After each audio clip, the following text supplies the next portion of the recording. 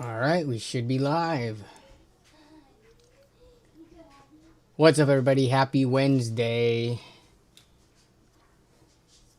How's everybody doing? Yo, VLC player, why you always take so long to open? Okay, let's see. Oh! Sorry. Uh-oh. That was not supposed to be that loud. I'm sorry. Hopefully that did not blow your eardrums out.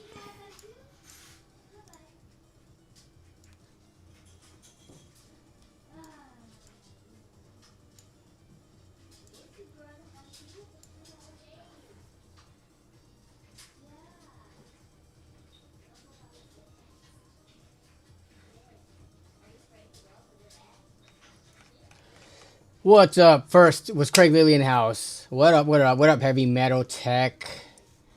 I'm gonna call you Heavy Metal Tech, putting the knology in it. Heavy Metal Tech. 5 syllables versus knology. Another additional 3. Your name's too long, Heavy Metal. None, you're just Heavy Metal now. What's up, though? What up, Stang? Hope you and the fam are doing well. I don't know if I've asked you this yet, Stang, but have you started on solids with your little one yet? You should. I mean, not you should be, but I think a lot of people start that around 6 months. So I'm curious if you've had luck. We are doing that right now, and the girls just like to mess with their food, so it's a little bit frustrating. But I mean, they're eating it, but they're also making a mess more so. What up, Chris? What up, what up, what up? We got Extreme Zone. What's up? Extreme Zone's pretty good. Still have a nagging cough from a week and a half ago. Yeah. A lot of people around us as well, friends and family, getting sick. So it is that season, but it seems like even we went to the hospital for to get some x-rays for the girls today, and they have a mask on policy now, so it's getting that bad. I don't think it's not COVID, but still, masks aren't just for COVID. Yeah, the flu that is apparently going around is very bad. I did not get my flu shot. I should go get it. I'm kind of on and off about flu shot. It's more out of like laziness that I don't get it. If I could just snap my finger right now and have the shot, I would take it like that. But like for me to have to go schedule something, I guess you can do walk-in, but then still to go do the walk-in, sit and wait, because walk-ins there's usually like, you know, other people, like, yeah. But I should be more diligent about that because I don't want to get the girls sick.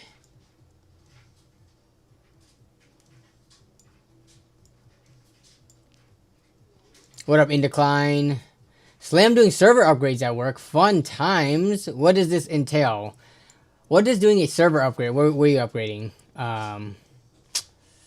Like which specific things, hardware-wise or software-wise? Could be doing software upgrades on the servers.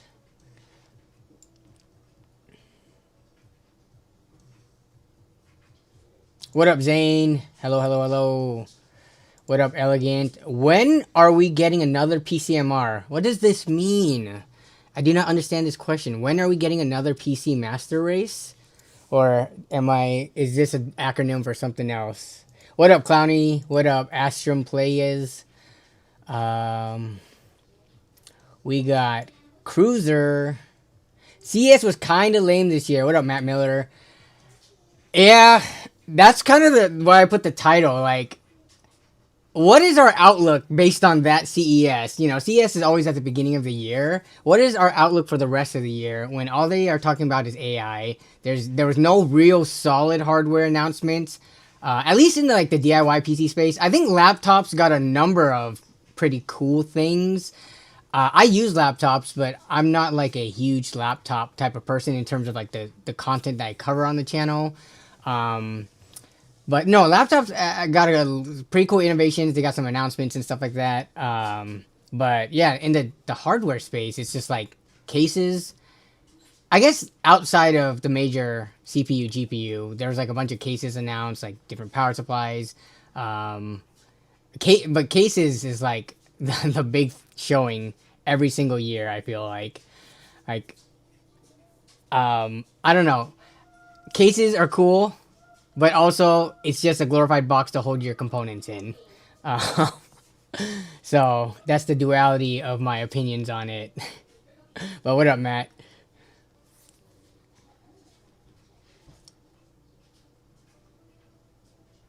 What up, Cheffy?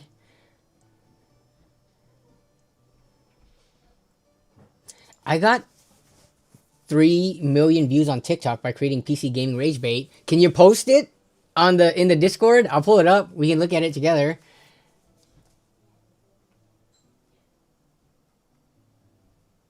We're starting slowly, but still on formula. We did introduce water, and she loves it. We have not introduced water yet. Melissa doesn't want to do that till 1 year, and I'm like, why not do it now? Especially while they're eating the solids too. I mean, I think by this age, the chances of getting water poisoning is like you would have to drink so much water to get water poisoning. I think they would be sick of the water before they continue to drink it.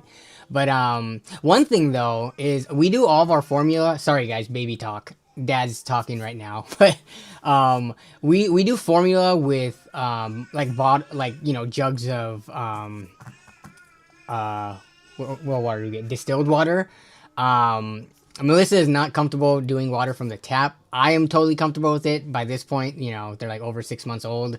I think if we just did water through our fridge, which does have a filter on it, I think boiling it would be such a pain. We have to go through so much water because we have two and formula. And by this point, they're drinking, each time like 5 to 6 ounces per serving.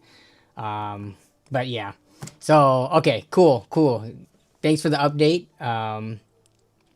I think so long as you keep streaming, tuning into the stream, staying, we are gonna update each other on each other's babies. Well, until they're 18 years old. Hopefully, we're around for that long. What up, PNW Lifts? Watching the stream, sick right now. Oh no! Wait, PNW Lifts, where are you from? Which PNW area are you from? Because PNW encompasses Oregon as well. Actually, you might be in Washington. Sorry, I cannot remember. There's been multiple people with PNW names in the chat before, and I can't place everybody to where they're located. I always have to get a refresher. Oh, I used to film ASMR videos, and you had it titled PCMR. Ah, I see. Gotcha. I need to make a YouTube Shorts on that video though. The silent building PCs or the silent building of the setup, because that was my most successful video somehow. Lenovo Rollable was sweet. Yeah, I'm actually. How much is that thing supposed to be slated to cost? Did they give a price range on that yet? Let me. Actually, we can look that up once we get into the stream more. But we're just chilling right now, waiting for people to get to the stream, getting their water, taking their bathroom break.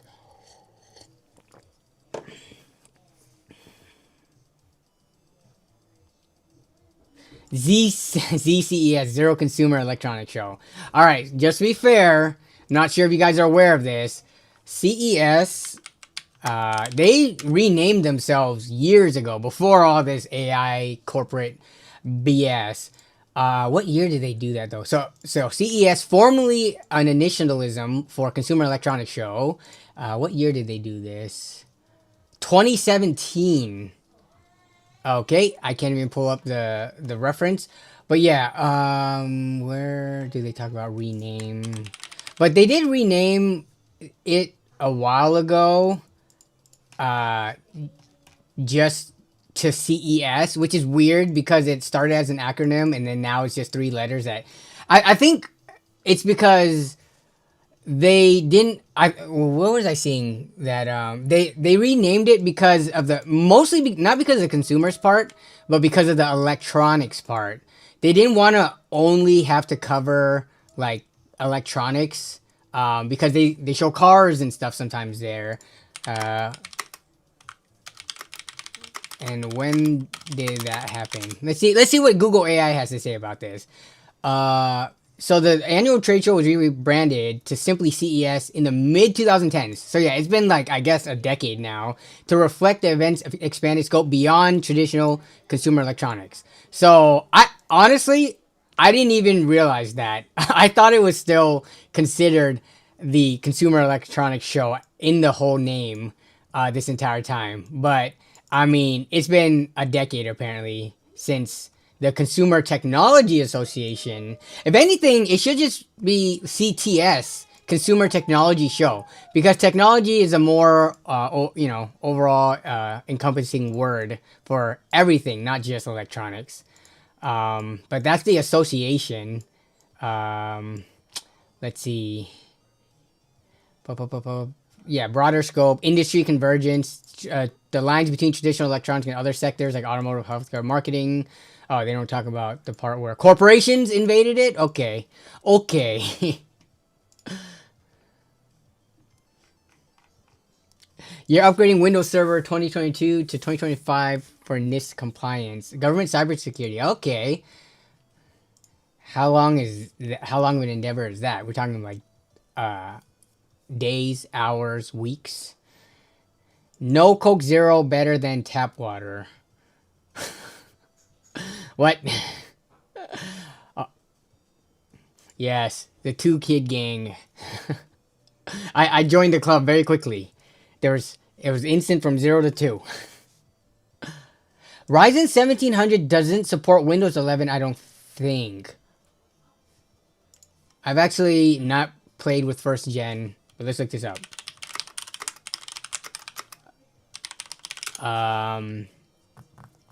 It could run it, but it won't run it well. Okay, yeah, what's that official support?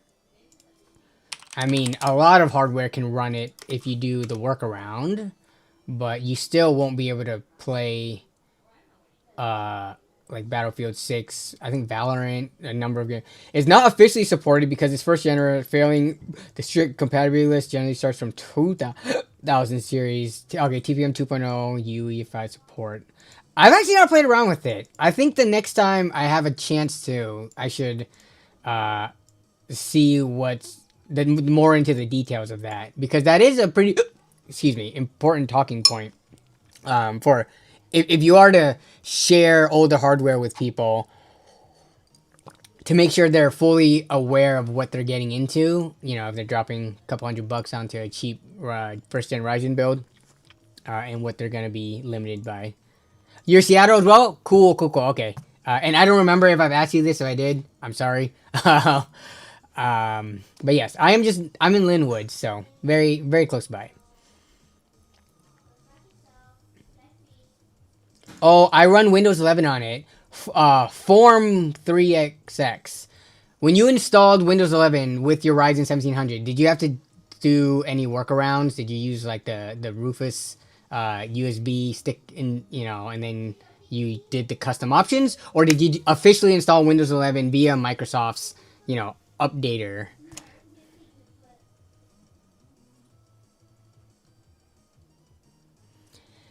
Evil Citizen says, was just modding my case to put in a vertical GPU mount when I got a notification for your live. Awesome. Hopefully you could be continuing to mod as you just listen. Sometimes we look at stuff that's important, but this, I wonder how my typical weekly stream would work as just an audio. I do listen to some podcasts that are also like YouTube videos. Like one of the ones I listen to pretty regularly is the Waveform podcast by Marquez Brownlee. And one thing I noticed that they do is that anytime there's something visual, they make sure to explain it for the audio listeners. Now, I'm not on any audio platforms, but there might be people who turn me on and just like minimize the screen or, sleep their phones and just listen. So for those people, maybe I should be a little bit more, better about explaining things physically. What's up, RML? Hello. I like CES Smash TV Network. I feel like you might be a contrarian on this one. What was your favorite part of CES for you to like it? I think there were things to like about it, but overall the show, I think the takeaway for most people was it was not, good for the consumers in the PC tech space. Now, there are other sectors like robot vacuums, apparently, and robots in general that I guess you could say the innovation and stuff was pretty cool. But in the PC hardware space, I don't think many people would agree with that. I know there were some stuff for hearing aids that doesn't affect gamers. It'll affect some gamers. So, no, yeah, like medical innovations and tech and stuff. I think all that stuff is pretty cool. Uh, I don't follow that particularly, but I'm also down to pull up stuff that people want to look at today.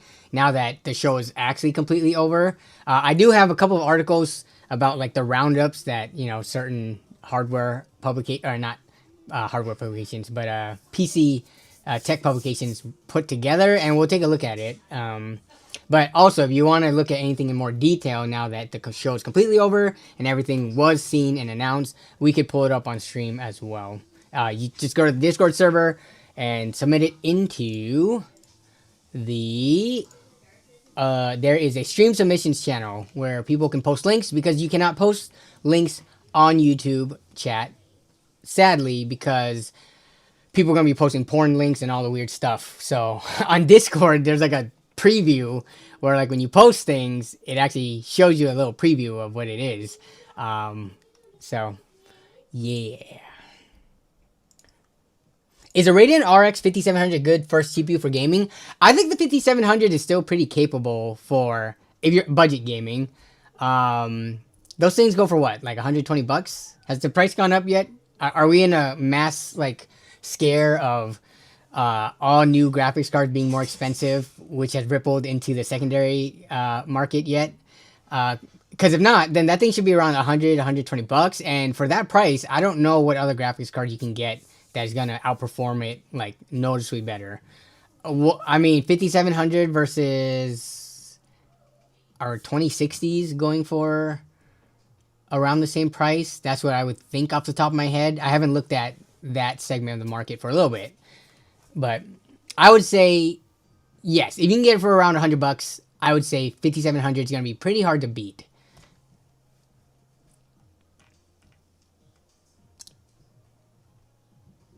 RIP E3. Lenovo laptop is just a proof of concept, no release date or price, unfortunately. Oh, okay. Yeah, and once it is out, I don't know, man. It's a cool idea. I just don't have faith in how many cycles that roller can do. Yeah, because if you are like a power laptop user, let's say you open and close your laptop, like, I don't know, let's say 3-4 times a day on average, and you use it every single day, you're already over 1,000 cycles in a given year. Yeah, I don't know. It just seems like too many delicate moving parts. But cool idea nonetheless. There used to be a summer CES before, 2 ages ago. I think Computex took that spot. Really? Let's take a look. As much as we hate AI, it's pretty quick for finding answers. If we can even find it. When was the last summer CES? The last summer CES was in June 1994. Before the event transitioned to a single annual January show. Bro, Chris said ages ago, and he's talking about when I was 5 years old. Same month as my birthday. I was 5 years old when they had the last CES in the summer. Old Steve had a whole... Yeah, I saw the... Steve's been on a ranting... No, he's been on a roll lately. There seems to be so many things to rant about, and I'm okay with it. I think there should be, the larger influencers that are voicing the opinions of a lot of us. When I say a lot of us, I don't mean of us medium content creators. I'm talking about like us consumers and average everyday people, because I still fall in that category.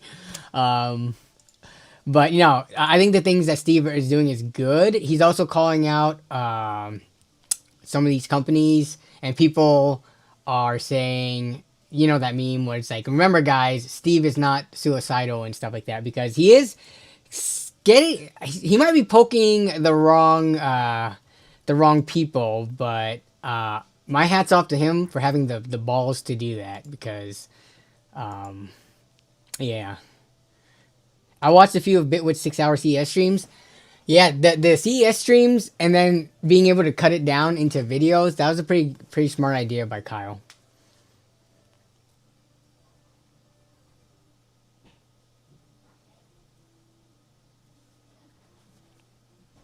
What's up, Benzerino? I did it through Rufus. Oh, yeah, okay, exactly. That's probably why. If you did it through Rufus, that's why your 1700 works. That's what I was thinking.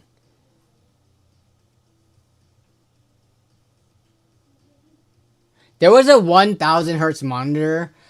I would love to see a blind test, which incorporates like, you know, casual gamers, like more serious gamers, and then like esports gamers between 1000 and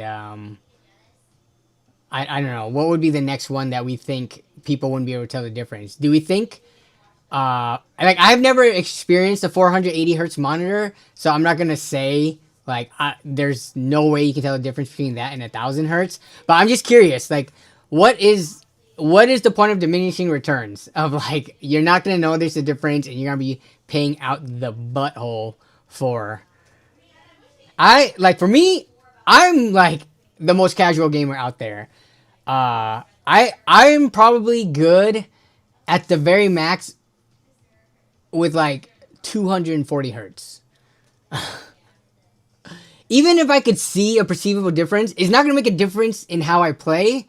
And I think my money personally would be better spent elsewhere on other things rather than jumping from 240 to 360 to 480 or whatever the heck it is.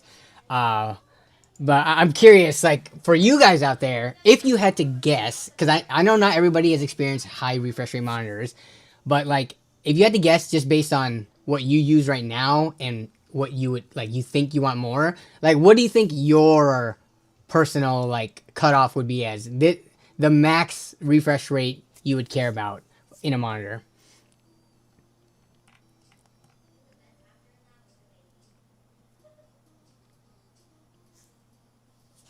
Even Linus said, yeah, he left early. Yeah, I saw that on the WAN show. He talked about that. He was doing the WAN show on the Friday, and I don't know if CES runs to Friday, but the fact that he was already back home and doing that, yeah. For server upgrades, about a week of actual work, to backing up data policies. Okay, a week. Gotcha. Is it pretty easy? Like, it's pretty chill. A lot of downtime, wait time, being on your phone, dicking around while you wait for things to do its stuff? Or is it active, like, you know, I don't know, pushing buttons and clicking stuff?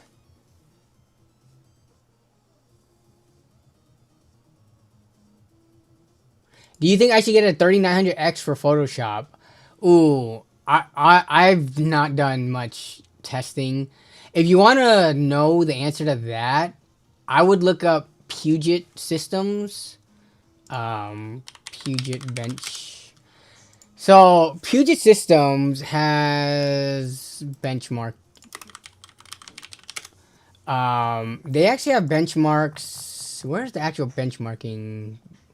Oh, compare results. So if you go to PugetSystems.com, so Puget Systems, and then you go to like they have benchmark, they have applications for it, but also you can compare results that people, because when you do it, you automatically submit the results. But let's say, okay, Puget Bench component type CPU. If you want to compare 3900X, 3900X and whatever CPU you might have right now. Let's say you have like a 1700X. I don't know. Let's just search. There's not a ton of results for the 1700X, but a lot for the 3900X. Overall scores. Let's see. Percent results within the score. Let me see. So you can kind of see, and they break it down too. Even though it looks like, just because the way that these tests are done, a lot of times they're different versions. So you kind of have to read between the lines. But you can look at kind of like the average overall score to get an idea of what the jump up would be to like what your system is versus what other hardware you already have. And then in some of these, they do show you like 3900X versus 1700X. You can look at specific things that they do and the performance differences. I'm trying to see if there's anywhere here where the 3900X loses, but it doesn't look like it. So, yeah, it'll show you like how much faster it is.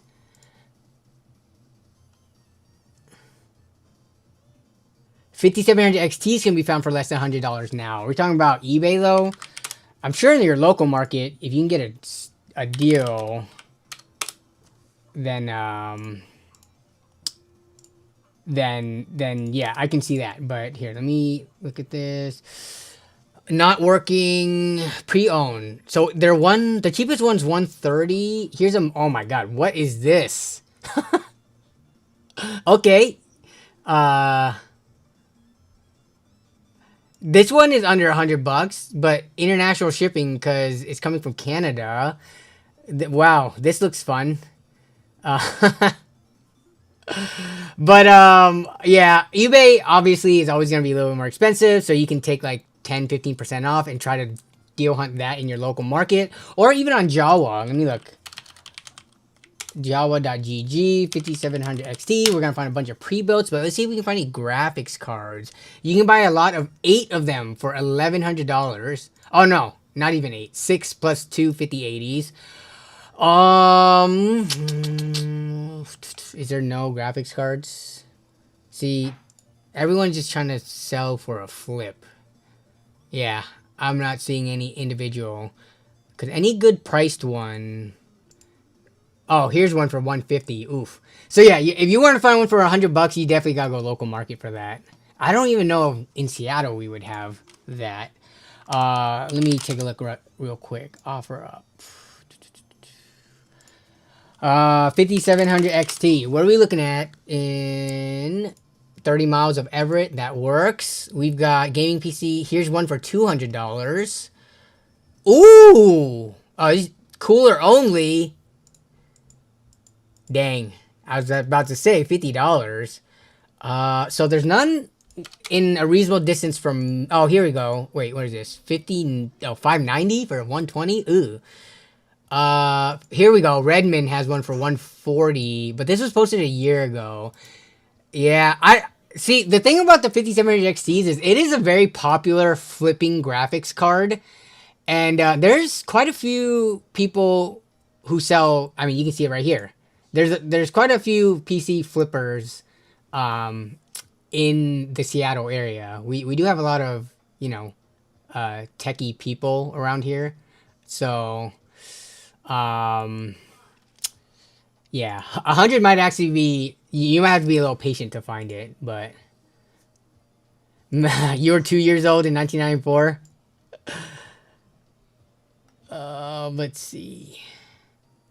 Yo, just say I want to say that I found out about KTC because you was able to snag one of the pre-release monitors on site at CES, the new dual mode with 2304 local dimming zones. Did they give a discount for picking up on site?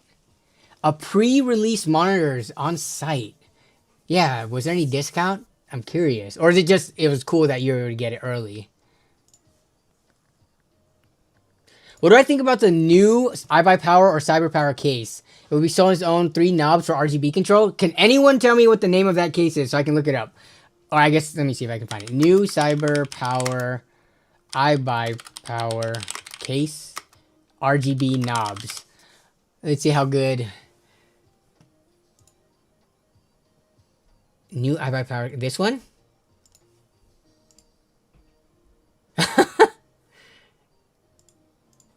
Is that the Kung Fu Panda guy?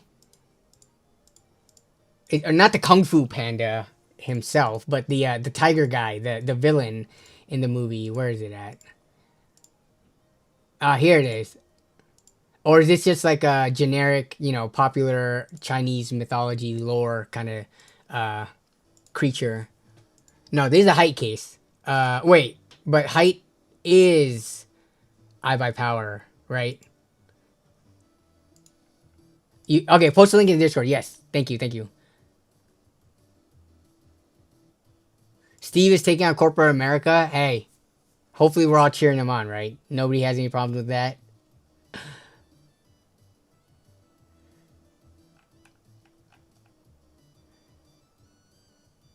I saw his video about the Palantir stuff. Man, that CEO's an asshole. Yeah. Him calling out Palantir, though, a surveillance company working with the government. I feel like you're starting to tread into kind of scary waters of who you're messing with and calling out. Now, Steve's only calling it out with regards to, how these companies are kind of screwing over the consumer and stuff. He's not calling out. He's like, it's not super political, right? I mean, it's gonna be political by nature because it's a company like that. But that all he's saying about it is kind of like the weird dealings that like Nvidia is having and stuff. But it's not much more political beyond that. So in that regard, I think he's pretty safe. I want to see. Yeah, Linus did this test before. He did it with 360, 500. Wait. What was the results of that, Matt? I do not recall.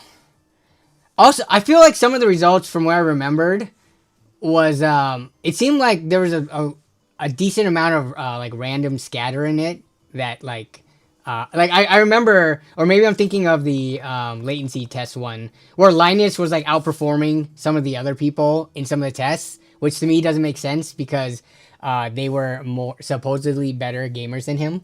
But yeah.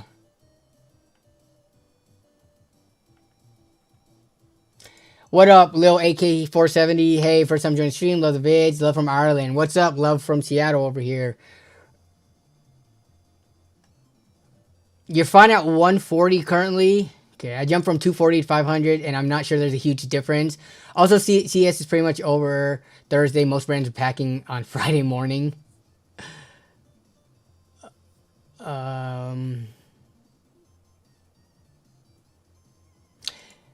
Hey, what up, Tech Grant? 9700X is awesome for Photoshop. I'm trying to think, like, I don't know if I've used Photoshop on... Yeah, because when I build budget systems, I'm not doing tests on the whole Adobe suite. But if I had to guess... unless you're doing, like, some really, really crazy effects and stuff, on Photoshop, I would think so long as you had like a mid-range CPU or better, you're not gonna really notice any hiccups or like slowdowns. But yeah, if you have like a modern CPU like a 9700X, I would think that would like perform well. I use a 12700K. I do Photoshop for like, and again, my level of Photoshop is not like a professional tier level Photoshop, right? I just make stupid thumbnails for my videos and streams and stuff like that, and like simple graphics for videos if I need them. So I can't speak from like an industry professional perspective, but I think most CPUs that you would buy for your system that you're aiming to use for modern gaming will also handle Photoshop just fine. If anything, it might struggle more on things like After Effects and Premiere Pro, but still. Yeah, I'm not... But going back to the 3900X, though, so you would want to look at 3900X from that the site that I looked at earlier. You would want to look at this. Actually, we can do it right now. 3900X, let's look at it versus a 9700X, just for example. So we're looking at 12-core versus 8-core, but we're looking how many generations in between? Let's see, 1, 2, like 3 generation jump. If we look at the performance difference... Okay, 9700X... In Photoshop, in Puget Bench, averages almost double from 3900X. But also now you're talking about going onto a platform with DDR5, way more expensive. If you already have an AM4 motherboard, then, doing something like this or maybe a 5900X might be a more reasonable cost. But look, so everything on the right should be lower because it is on the faster system, which, yep, is looking like that. So, yeah, file open. Do you care if your file opens in 3.8 seconds versus almost 6 seconds? Or saving 20 seconds versus 31 seconds?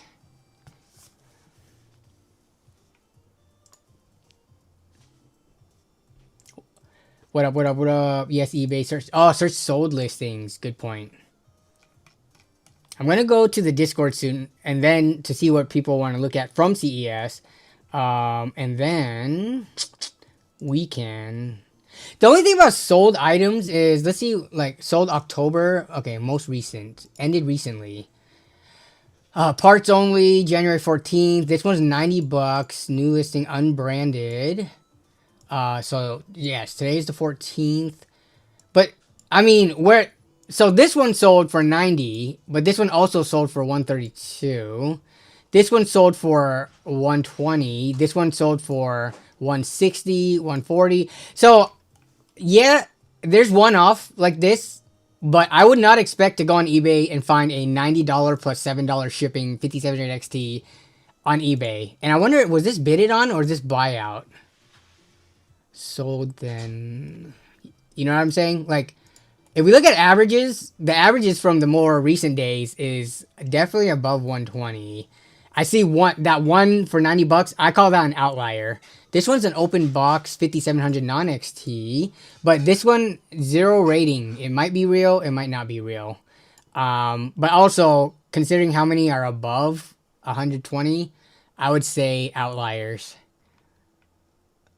Here's one for 115. This one seems legit, but with delivery, you're looking at 129 about. So yeah. Knee sweat. Always love that name. What should I upgrade from a 1080?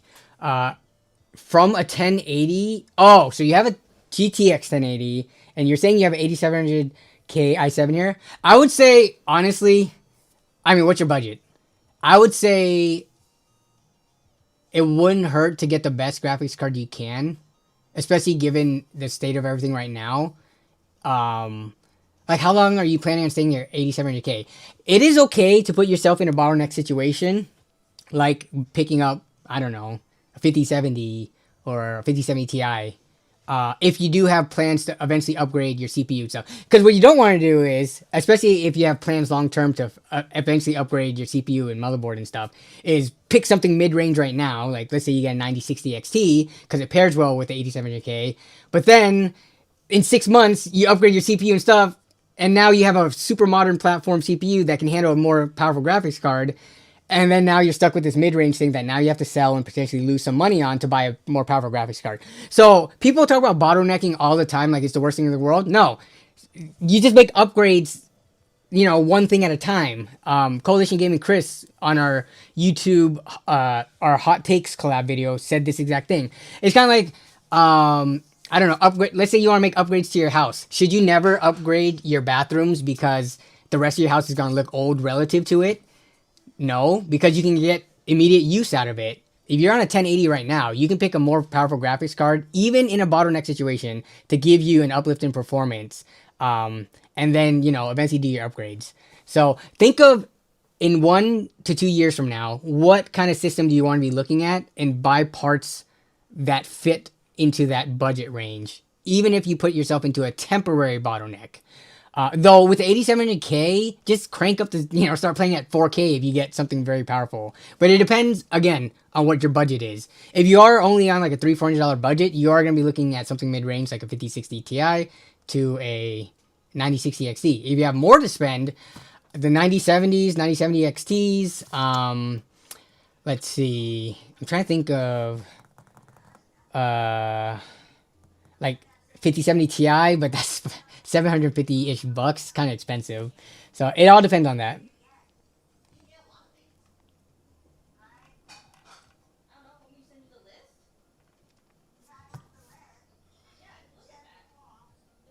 Oh, okay, you work at as a property manager for where CES is located. Okay, that's how you worked out a deal. Nice. No, not CyberPower's iBuyPower. Height is a part of one of those companies, right? I didn't mean to say that. Height is the kind of like a spawn off or like sister company or something with, I think it's iBuyPower, if I'm remembering correctly. But no, yeah, they are not the same. CyberPower and iBuyPower is not the same. No, no, no. The CyberPower. Okay, that's the one that we pulled up earlier. Got it. Got it. Got it. 3080, 12 gig, or 9060 XT. I have an 850 PSU. Kind of feel like I'm not using it to the fullest. What's the price difference on the two? Same price? I don't know, man. The 3080 kind of slaps the 9060 XT around, even with less VRAM. And you get, if you care about streaming or content creation at all, the 3080 is going to beat it. But 9060 XT, you can buy for brand new. 3080, you have to buy used. So this one's kind of a tough one. I think both are still very viable today. It just depends on the price. If they're the same price, then what do you lean towards? I think this is kind of a hard decision, even though 3080 beats 9060 XT in pretty much the majority of the benchmarks.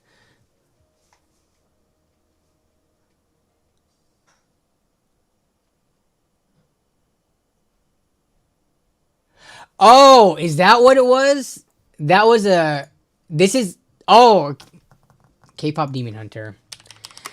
Okay, I'm gonna admit something to you guys right now. I still have not seen this movie from start to finish. It has been played at my house, and I have caught glimpses of it, but I have not seen this movie at all. What is it? The Tiger Monster? Is that him? Ah, okay. See, I was thinking Kung Fu Panda. Was it the Panther guy? Okay, he was a panther, not a tiger, but he is white, so that's who I was kind of confusing it with. I forgot this guy had spots. Or is he a leopard? Which one? What is he? What kind of animal is this guy? Snow. He's a snow leopard. Sorry, what am I saying? Panther. Panthers are like black. I'm confusing all my big feral cats. Do I have any advice for PC flipping? No, I don't. Honestly, I think right now is like one of the worst times to get into PC flipping. People are not wanting to buy stuff because like RAM prices, SSD prices, and then graphics cards supposedly increasing shortly. But if you want to get into PC flipping, go into it with the expectations of at the beginning. You asking this question, it sounds like you're more of a beginner. Do not expect to like be raking in money, like, you know, profit on your builds. You need to get practice with maybe a few flips, at least maybe breaking even. Don't lose money, but you have to be pretty good at deal hunting. Because if you're just buying stuff at, you know, standard everyday prices, then you're gonna be losing to the people who are deal hunters, who can get things under their average price to put together a system, and then when they sell it with their markup, it's gonna be more competitive. So you can't just expect to go to Amazon today and pick up random stuff and put it together and then flip it. You might get lucky and find someone who buys your stuff, but more often than not, PC flipping is so common nowadays that I would imagine most areas has a lot of competition for it. So other people are gonna to beat you in price to performance if you can't get stuff for under average price.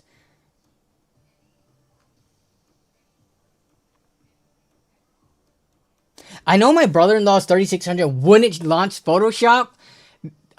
That sounds like a very particular problem. I don't know if that's a problem with 3600s in general. I think Photoshop should launch on even older CPUs than that. Dude, okay. Adobe has the most annoying bug going on right now. Actually, Matt, and Tech too. Tech Grant and Matt Miller. What do you guys edit on? Are you like DaVinci Resolve, Premiere Pro and stuff? Because I'm on Premiere Pro. Adobe right now has this weird bug. If you're on the beta version 26.1.1, which is the newest one, where if you move something in the effects for, you know, like the positioning or rotation or stuff, and you click back on the timeline, it automatically closes. It crashes the program essentially. It's a well-known bug, and they're supposed to fix it. But my God, Adobe, with how much money they're pulling in, like, how is this a problem? It is like a widespread problem. Power Director 365? What? Power Director 365. AI video editor? Whoa. You do all your editing on this? Wait, what?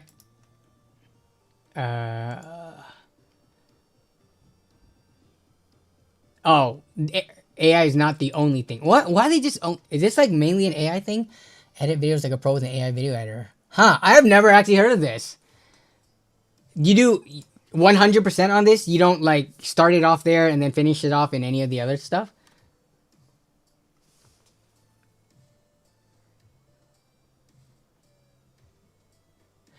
They're heavy promoting their tool, not AI. Okay, Photoshop for thumbnails. Interesting, but you use this for video editing. Yeah, I've never heard of this. Dang, man. I feel like I'm getting ripped off. Anybody who pays for Adobe feels like they're getting ripped off. $60 a year? And I'm over here, I think I keep on switching my emails up to my student email, even though I haven't been in college for like over 10 years. Actually, how many years has it been now? We're going on 15 years. But, my goodness. I'm like having to jump through hoops, calling customer service, threatening to quit my subscription to pay 240 bucks ish. And this is just going for 60 a year.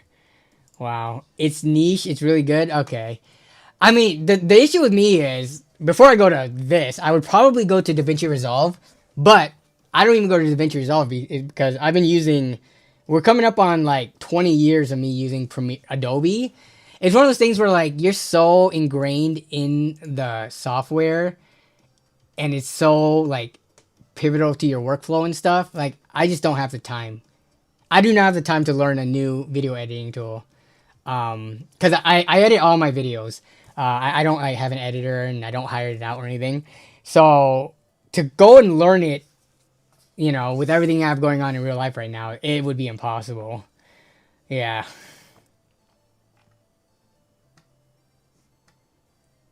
I quit flipping too hard. Okay, with regards to the PC flipping, yeah. I'm any other PC flippers in the chat, actually. The more you do hunt, time invested, the better your profits. Exactly. You may even case swap or upgrade office PCs. So where are all the PC flippers? You guys in chat? Just let us know. How have things been looking in the last quarter since RAM prices have kind of gone, up the wall. Best tip for a PC: buy low, sell high. Yes, best advice ever. Heavy metal tech. Also, for if you get Nope, the sweater fits big. It's so great. The softness, quality. Nice. Okay. From one of my Hanes. Horrible. Doesn't fit all same size. Glad you like the hoodie. Also, do note, flip it inside out. I think I might have told you that last time. With anything with printed merch, to make it last longer, flip it inside out. I've done the tests. I have purposefully ruined some of my merch by not flipping it inside out to compare between the two. And flipping it inside out makes it last way longer when washing and drying. So just remember to do that. The stream didn't send you a notification? My goodness. What is YouTube doing?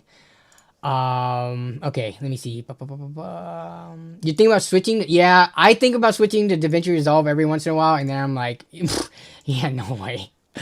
It would be nice to just pay one-time flat fee. But it would have to be during a hiatus.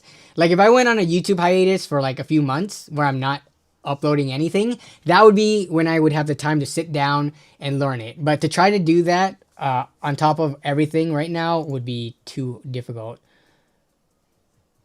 Can you downgrade from the creative app, or how does that work? You can only downgrade it one time back, which is so annoying with Premiere Pro. Yeah.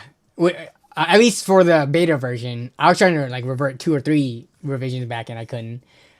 I don't use the beta updates for that reason. Yeah, but the beta updates, I mean, is the auto masking in the normal version yet in version 25? I thought that was only in the beta. But the masking, the AI masking in Premiere Pro now is so good where you can just like click on a person and it will automatically just smart track it and make it almost as if you had a green screen. But I haven't used non-beta in so long that I don't know if that feature is there and if it's that good.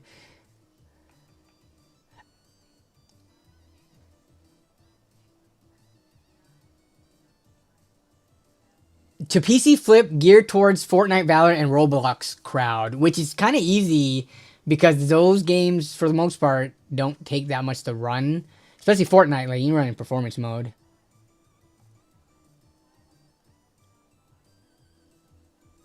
PC flipping is bad. People much rather buy new consumer junk than fix existing PCs. I don't know about that. I think people would want to buy existing PCs and flips in the market, but it has to be priced right. Are we allowed to ask tech questions? You can, but I might not see it. Can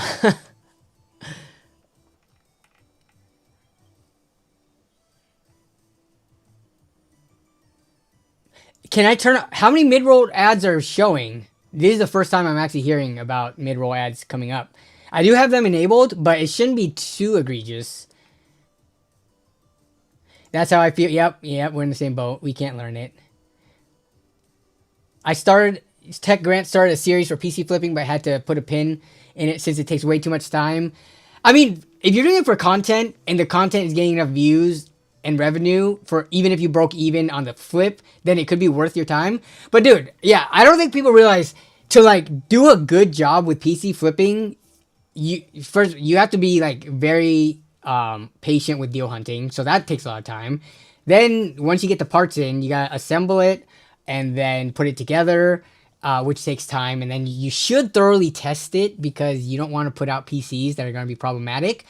So then that takes time. But then putting up the listing, dealing with talking to all the lowballers out there and annoying people who ghost you on Facebook, making the listing itself, taking the pictures, all that is like a lot of work. And then if you're making content again and the content is flourishing, then sure, that could pay for itself or make it worth it. But like if you're flipping and then you make only like $50 to $100, but then you spent, I mean, what, like 5-6 hours altogether on it? PC flipping, I think, should be hobby first, then it could become lucrative if you enjoy it that much as a hobby. But I think people get burned out if they don't enjoy doing it and just try to profit out of it. Not a PC flipper, but really good at deal hunting. Waited 8 months for a desktop coming from a Mac and got a 5950X, 64 gigs RAM, B550E fish tank case, and 1000 watt PSU for $300. Did you piece that together for $300, or did someone offload a whole PC with those specs for $300? Because that's a crazy deal. Oh, but it looks like it wasn't a complete system. Looks like they like pulled the graphics card or something.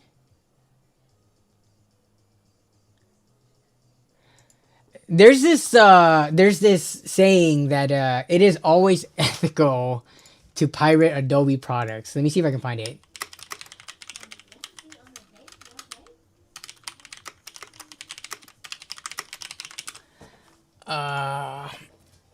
It is always morally right to to pirate Adobe products. And let's see how long it takes for people to ask the magical question on this screen. But anyways, yeah. So they said it's always morally right. You will always see people bring this up. I don't do it just because I feel like, I don't know. Because I'm doing this at a somewhat professional level, like with the size of my YouTube channel and stuff like that. Will there ever be a time where people are like, you're using like pirated tools or illegal tools to create the stuff that you make?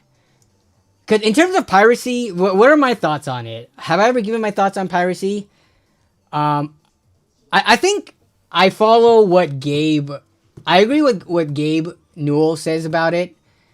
The only reason people pirate is because the means of obtaining the official, way of doing it, uh, is like not good, right? Either it's priced way too high, or it comes with Adobe, they lock it even though you're using it on your own systems. You can only have two different PCs unless you get the business version, which costs more. Like sometimes they have limitations and stuff like that. So I kind of agree with that take. I don't look down on anyone who pirates. Like if people pirate, it's whatever, right? People who pirate probably were never gonna like buy the real stuff. Okay, no, I can't say that because I used to pirate many years ago, and then I eventually, I think once you get a job, once you get a career or whatever, you have stable income, and you can afford stuff. I think that's when people start to pirate less. But I do know some people are still about the pirating ways, and they just like refuse to pay for anything, even after making a lot of money. What? No, you cannot ask this question, Jason. It has to be someone new asking the question. Unky's bad boy. No, you cannot ask this question.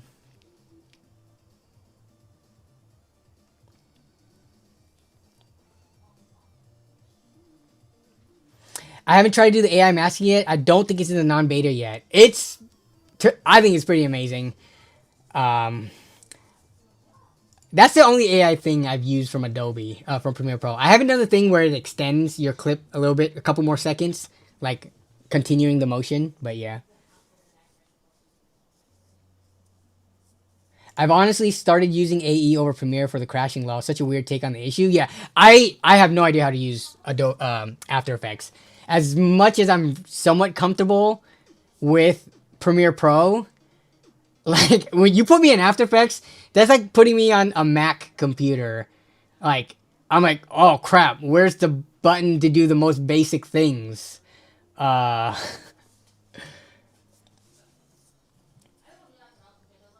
I've been on the stream for around half an hour. There's been 5 mid-roll ads, guys. All right, listen. How many mid-roll ads have people been getting? 5. That. So it is set to automated. I was testing that out a while ago, and I did not get any complaints about this. 2 for me. Okay, let's talk about it. 3. Are they skippable at least, or are they like you have to watch the whole thing? Because that does not sound like a good viewer experience, and I'm about to turn them down or off completely. YouTube Premium got 2.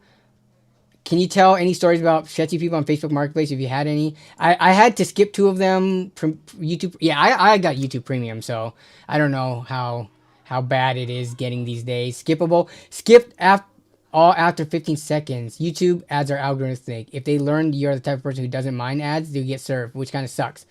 How many times he's going to say he doesn't know Reddit? Don't tell you why. I know, right? Premium just use uBlock Origin. I don't get ads. But some people are watching on their phones, and setting up ad block might be more difficult on that. So YouTube will punish the AFKers. YouTube Premium is amazing.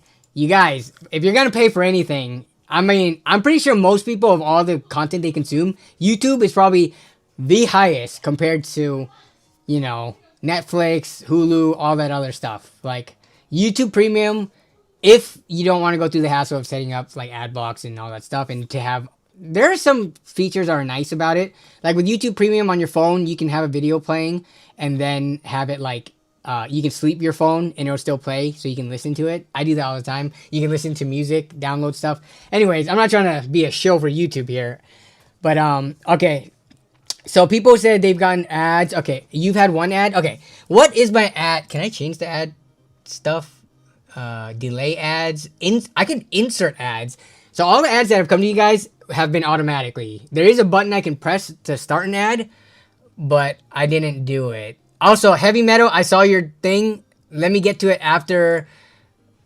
Where's the... I swear to God. I cannot change the ads. Create highlight. I can delay ads. It doesn't... It needs to tell me when the ads are on too, so I don't talk about important stuff. Okay, so apparently I can't change the ad situation until after. So next week... I think I have it at like the average settings. I will turn it down to low. remind me. Actually, I'm gonna put a note. Stream submission. We will put it in here because I always check out the stream submissions before the streams. Where is it? Ah, no. Stream submission. Okay. Okay, Heavy Metal Tech with the did bro get banned from Reddit? Thank you for his $5 super chat. Playing along with the memes. We need the lore. You guys need the lore. I used to have a Funimation sub and Crunchyroll sub, but I have to sell for some some shows. Yeah, because they don't have all of them, right? Like, what if you want to watch something weird or old? Like, I don't think all the streaming services have everything. And I don't know, man. It just sounds... If people... For some reason, pirating shows, like, when people tell me they do that, I'm just like... I am less fazed by that than pirating games and stuff. For some reason. I don't know. Especially if it's older shows.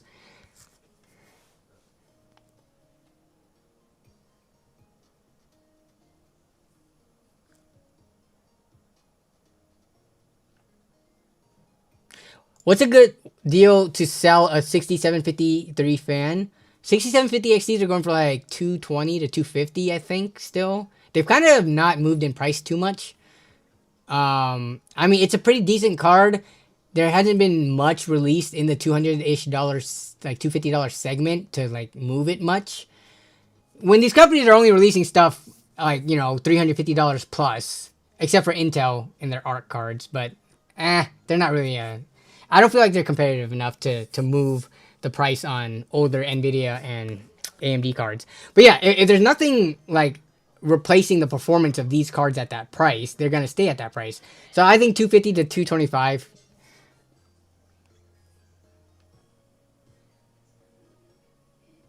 The amount of ads without it is insane. YouTube is hungry. Yeah. Use Brave browser on your phone and watch YouTube that way. Too bad you can't pirate YouTube Premium. I would, lol.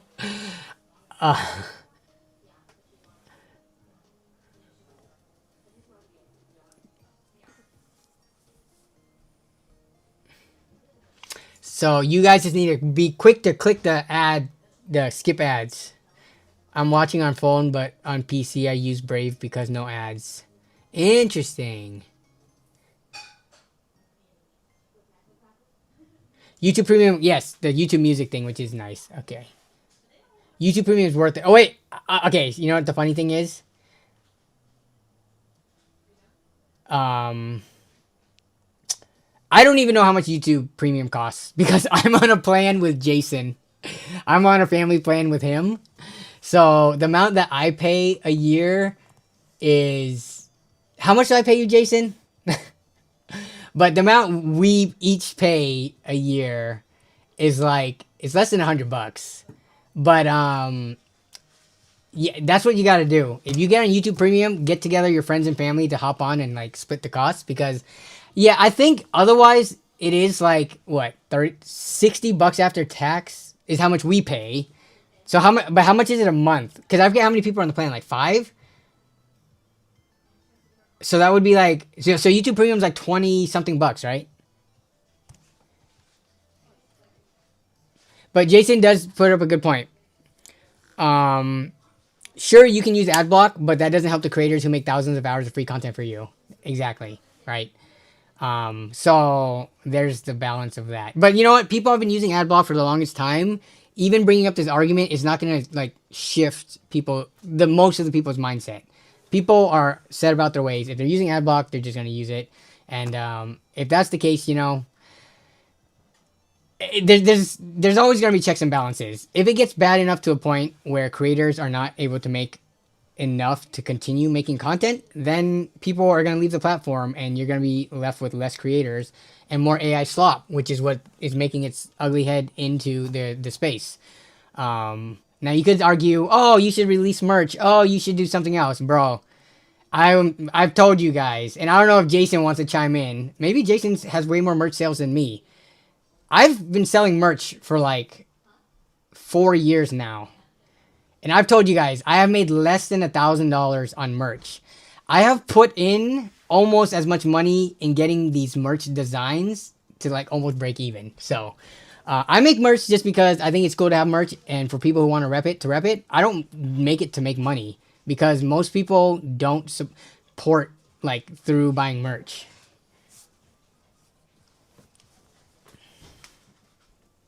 YouTube Premium costs $13.99 a month for an individual plan. Oh, but you pay for the family plan, which lets us load it up with a bunch of people.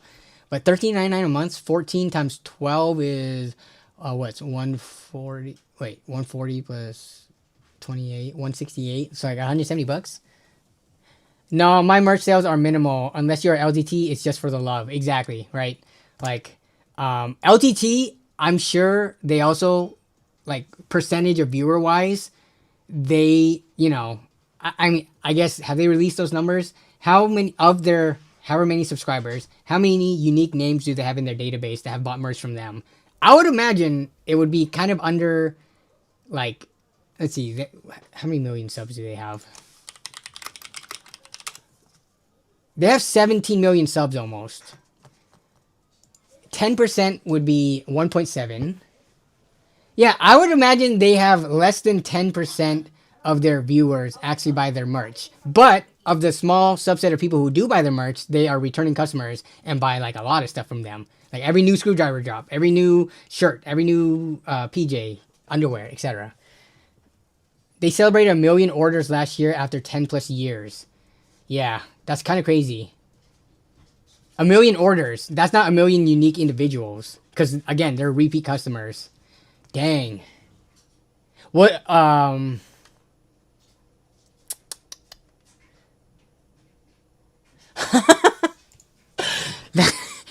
we got the battle of the creators in here. We got Tech Grant saying shorts are full of slop. Shorts are kind of my thing, Tech Grant Law. No, Matt. What he is saying is your thing is being invaded by AI and people stealing content.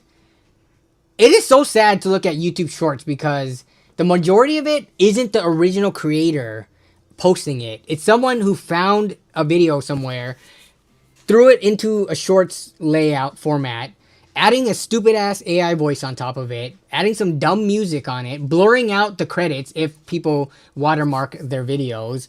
It is so bad. Like, I wish, dude, put me as head of the AI slop, you know, enforcement team on YouTube. I will instantly delete so many channels on YouTube just at the mere sight of content theft. My God.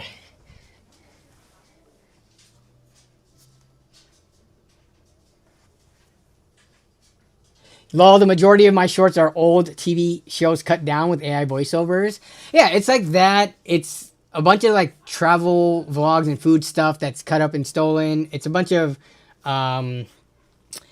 I feel like nobody's stealing tech content creators stuff, so I guess that's good for us. Like, no one's taking, you know, one of my videos or one of Linus's videos, putting some stupid ass AI voice on it, and then making a short out of it.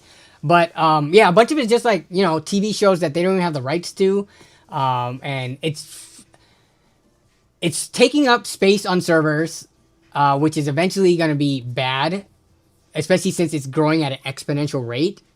Why do you think things are getting so bad? YouTube, I don't know how they're still able to remain afloat, but the amount of crap they have to keep on their servers of like all this garbage people are just posting and just keep it till the end of time, it's mind-blowing to me. But it will have negative effects on all of us, even you guys as viewers. You know, even if you're not content creators, the experience gets worse. And if it drives real creators away from the platform, that's a bad thing for everybody. So,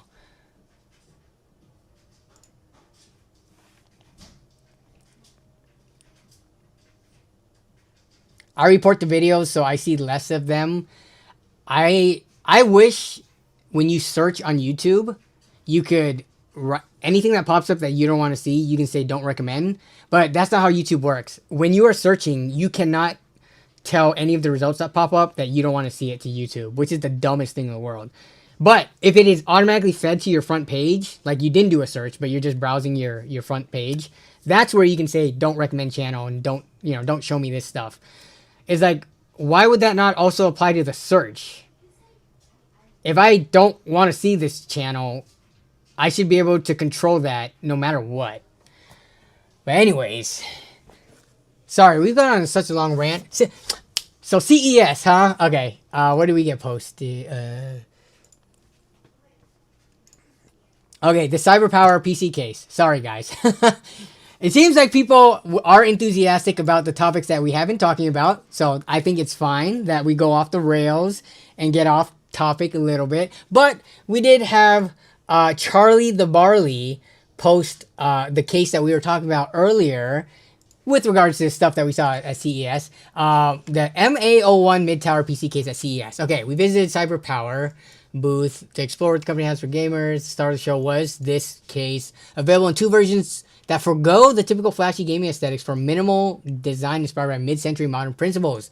They intentionally concealed the usual visual clutter of fans, radiators, and LEDs to emphasize core components. Okay, with the case comes a woven steel mesh panel that reduces high-frequency noise by about 30% while maintaining strong airflow. Physical knobs allow direct control over the full RGB range without the need for software.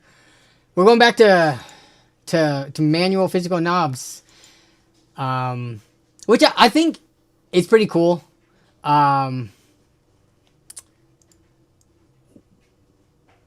talked about in terms of like not physical knobs, but like controlling things like your fans and RGB within software versus outside of software. And doing it within software is convenient because there's no way. I'm talking about with regards to remote controls. You know, like those stupid, really cheap RGB fans that uses a remote, and that's the only way you can change the colors. If you lose the remote, you're screwed. You can't change the colors and effects and stuff. So doing it in software guarantees you there's always a way you can access it. But the knobs, I guess you wouldn't lose a physical knob that's attached to the case. Okay, but knobs allow you to control the full RGB range as well as brightness and effects. Does it let you control the? Wait, did they say about the fan speed too? Why not just throw in the fan speed controller on the knobs as well? CyberPower has minimized visible screws, covered the PCI brackets. Okay, use corner pillar free tempered glass to provide an unobstructed view. Okay. Available 3 satin finishes for $250. Oh wait, the chrome steel model is priced at $149, while stainless steel is $250. Okay, so $150 for this thing. Let's take a look at these. Oh, okay, I remember seeing this case. I mean,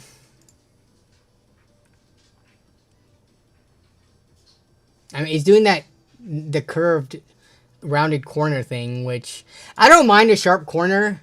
I wonder how much cheaper this thing could be if they did just give it 2 pieces of glass that meet at the corner. Because you get a line regardless. Wait, let me see what their... it comes with...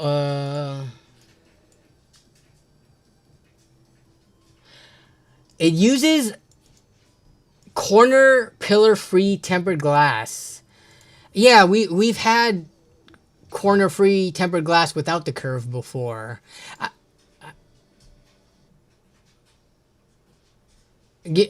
Chat, thoughts on rounded... I don't know.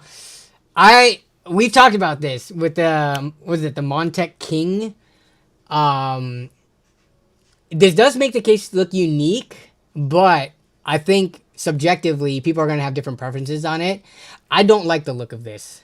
I don't like how this piece of glass has a curve, and then right after the radius ends, it just ends. You still get your line, that breaks up the glass. I understand when they do like the one piece, I think that looks good, but that's definitely more expensive because it's one piece of glass. But doing this, like we just moved the line from here to here. If anything, to me, this looks more visually jarring to me than 2 flat pieces of glass. But I'm sure there's a customer base for this. But the knobs, I think, are pretty cool.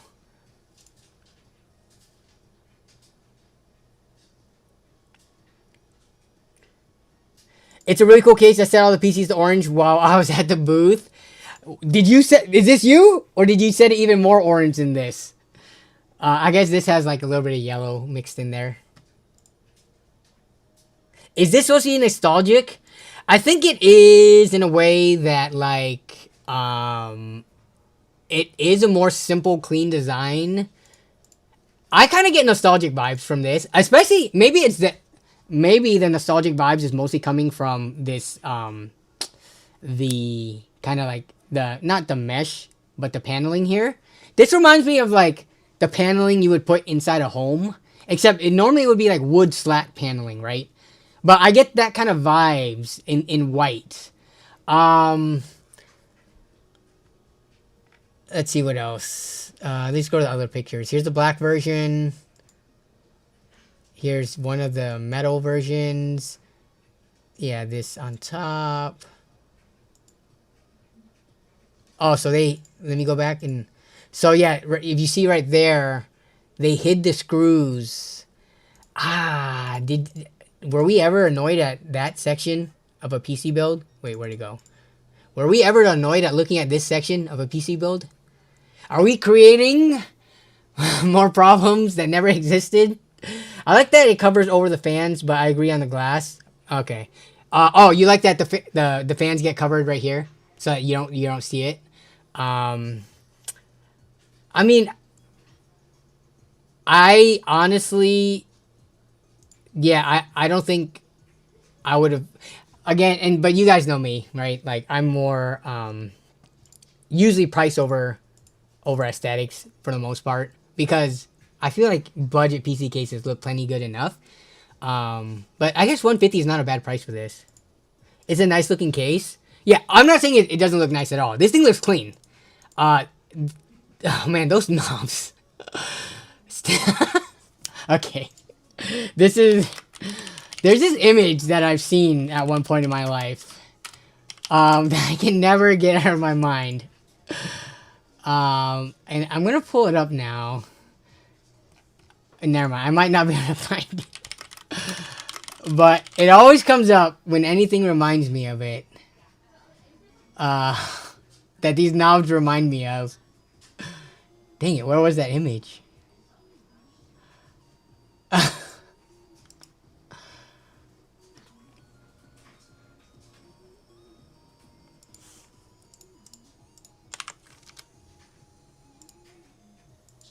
Knobs like a gas grill? That's not what I was thinking of.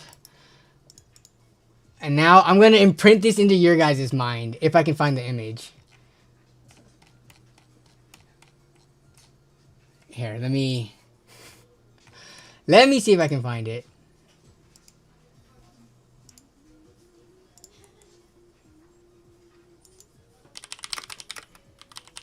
Those knobs look a little obnoxious.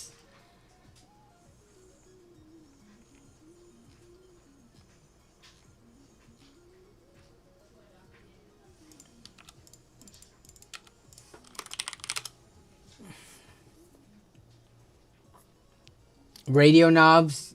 Oh, that's not what I thought of. But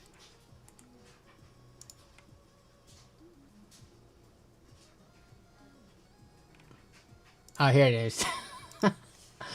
Oh my god. Okay, this is what I think of, guys. Look. I'm going to be showing something on the screen that you might not want to see. So, look away. If this is trigger warning. But I'll tell you when you can look back. Okay, where is it? Okay, so with regards to these long knobs, where's the other one? Do we have long knobs on there? All right, look away right now before I show this. Okay. This reminds me of this.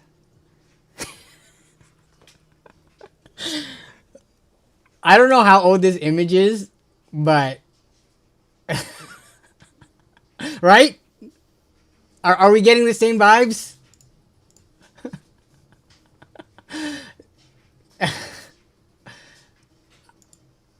That's the vibes I get from it. But also, I have been cursed with seeing this image. So anything that looks like this, I can never be not reminded of it when I see it. Anyways, okay, everyone can look back now. Trigger warning over. But I will say it does look like they do stick out quite a bit. What are the chances you accidentally knock these and they just like break? The more of a lever arm you give it, if you like accidentally hit it, it might just snap off. But yeah, I don't know. So no, I was not thinking of turning those. I'm talking about the cylindrical shape, Vienna sausage shaped nature of it.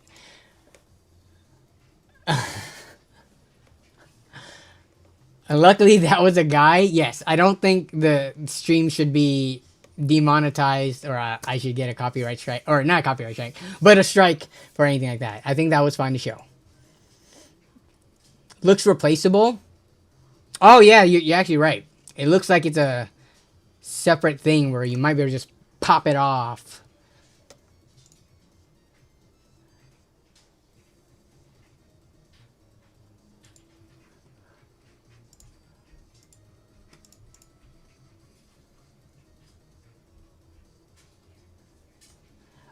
But I mean, was this all there was to exciting news about CES?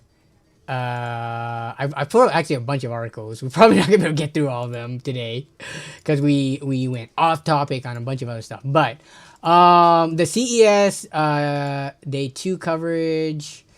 There's day 0, day 1, but was day 2?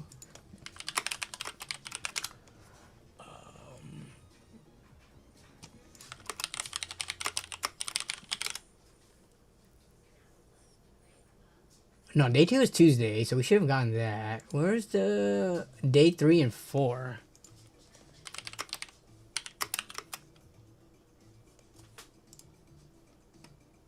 Oh no, day 2 was Wednesday, so it was ongoing-ish.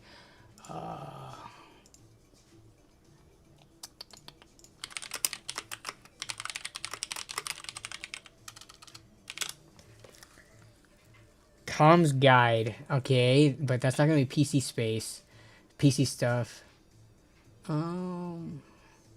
Day 3 gadgets. Okay, best from the show. Let's just look at the best in the show stuff.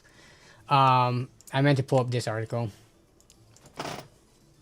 The knobs give it a nice AV receiver or stereo radio look. You guys remember that time he showed us the weird long nips? That was literally a few minutes ago. I will for the rest of my life. Now, anytime you guys see stuff like that, you will have the same visions I have. I just vecna you guys. Okay, yeah, let's see if the rollable laptop screen is on here. So, alright, Panther Lake stuff. I saw people saying that they think Panther Lake is going to be Intel's redemption arc. But, yeah, we're going to have to wait and see about that. The MSI, I don't think did we look at the 5090 Lightning Z on stream last week?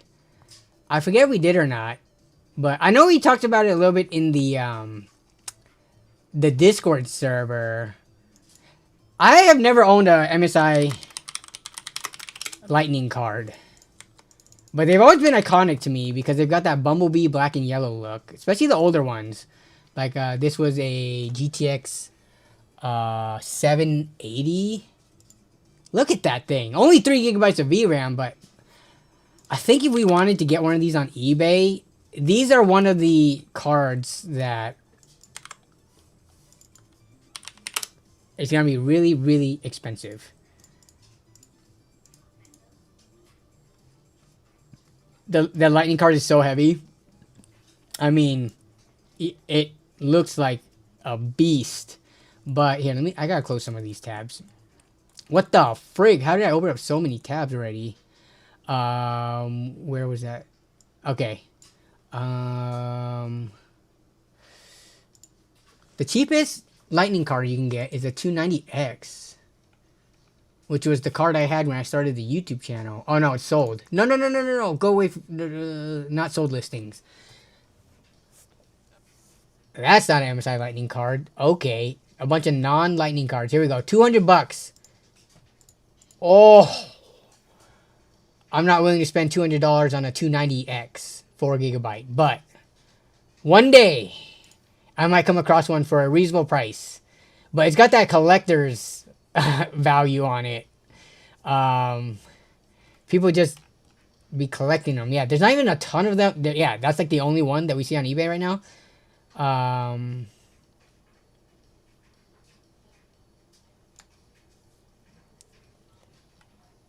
guess we do have to look at sold items because that's all we're going to find. Oh, someone sold this November last year. 980 Ti, working condition, under $100. I would have picked that up. 150, 250. Nope, not Lightning. Any other? See, even the sold listings. I guess anyone who has one, why would you sell it? Especially after all these years, just keep it for collector's sake. It's not worth, getting your $100 back on it. But anyways, so they haven't done the Lightning card since, was it 2019? When was the last Lightning card? This is kind of stuff, unfortunately, is not applicable to the majority of us because these cards are so stupidly expensive. Card.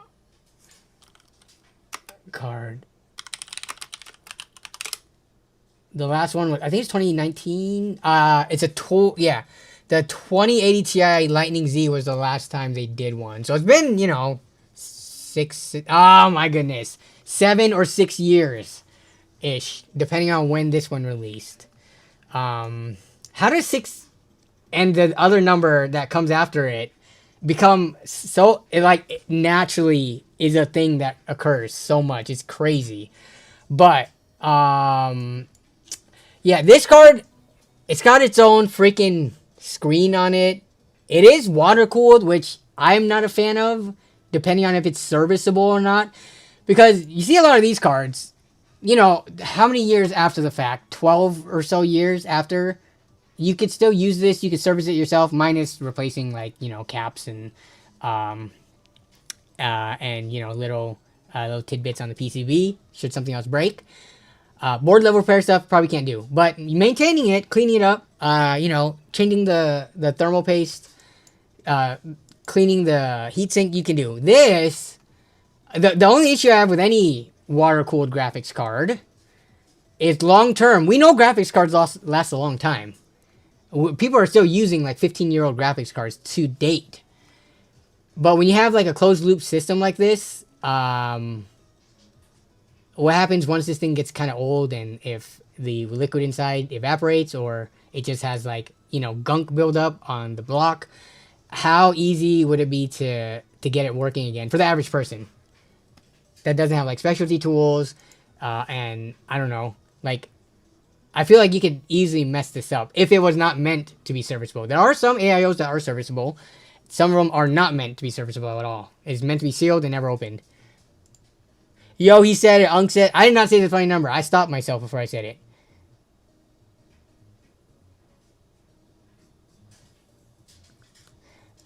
$2080 Lightning 11 gig on eBay for $701. Yeah. So this is kind of cool in terms of the feat that they are able to achieve because how was it? Yeah, this thing pulls. It can deliver up to 1,000 watts of power, but this thing, Matt, you were there. How much power could this pull, peak? It is a ridiculous amount. It is multiple V-BIOS feeding up to 2,500 watts. They will grant you access to a warranty-voiding V-BIOS that allows it to feed 2,500 watts of power. Okay, I'm looking at my computer right now, running the stream. I'm not playing games or anything, but my server and my PC right now with actually my whole setup with the mic, with my lights, because my power strip goes into my UPS and I have a NAS and a home server, 2 separate ones because I still have the Synology one. Right now I'm pulling 350 watts. That's with 2.5 computers and some like LED lights and mic and peripherals. 350 watts running a stream. Let 1,000 watts or even beyond that. It's cool. Oh, did they have a price on this? Because this is going to be sold, right?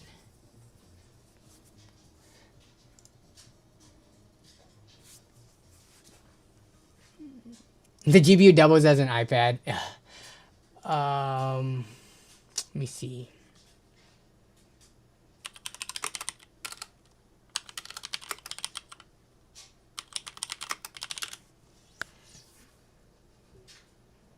High-end limited edition. Early reports showing prices between 3,300 and 4,000, with some speculating it should reach 7,000. Yeah, what? There's no way. 3,300 to 4,000. That's how much like super basic 5090s are going for. Okay, AI. MSI announces it. Okay. Where's the price? There's no way. I could have sworn the preview had the price in it. What are you doing, Tweaktown? So there's 1,300 of these limited edition made. You can win one if you tweet something or Instagram post something. It's on Instagram, Facebook, and X. My goodness. Has anyone ever won a like gigantic GPU from a giveaway? Why do people even care about 5090 prices? No, I don't really care. I'm just curious how much this version of it would cost, just to see how ridiculous it is. It is not affordable for basically 99.9% of all people. At least people who are fiscally responsible. Let me. Oh, it was showing stupid ads or listings. That's where these prices came from. So yeah, there's no way this thing doesn't cost like oh my gosh, there's no way this doesn't cost like $6,000 or more. Maybe closer to the number after that in thousands, or 8,000.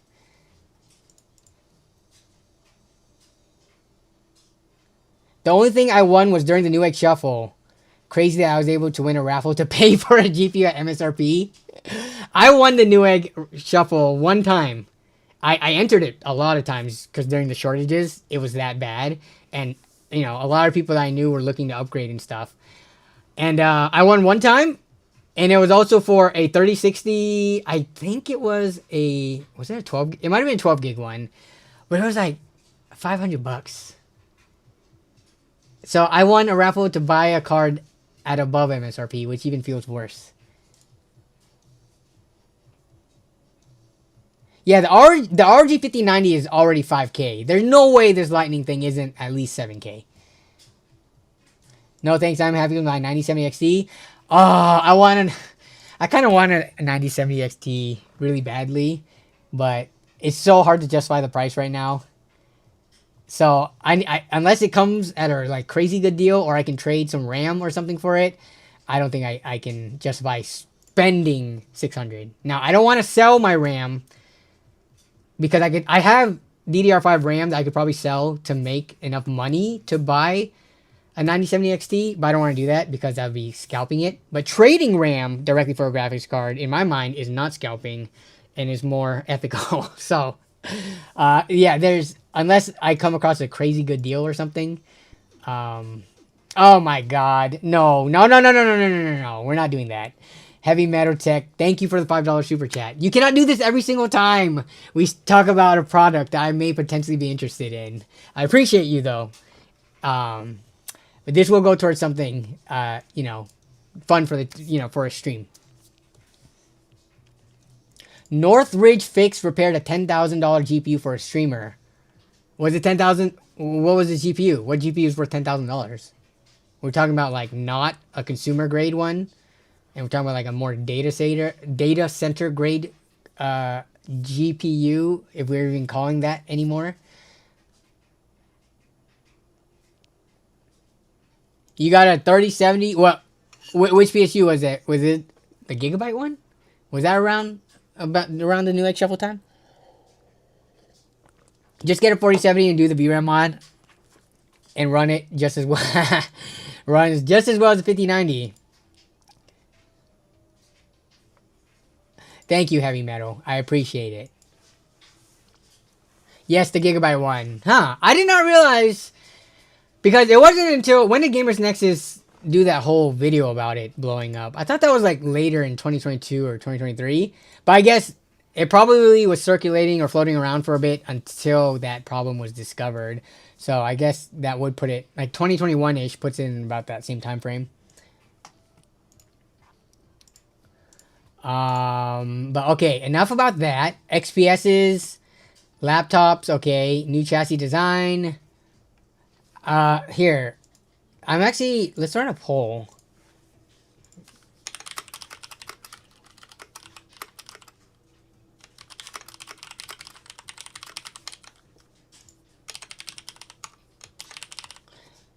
Personal computing on. We're not counting work. But I'm just curious, what's the laptop desktop split in the audience? Is that the retract? No, I don't think this is the retractable one. The one with the screens that like rolls out. No. I think these are just XPSs. Asus Tough. So yeah, I mean, there's like new laptop announcements, which are also, they should be affected by the memory shortage. So those are going to be more expensive. There's this ridiculous RG G1000 case. Where this thing is so, like, not dumb. It is so extra. Wait, where's all the pictures and video?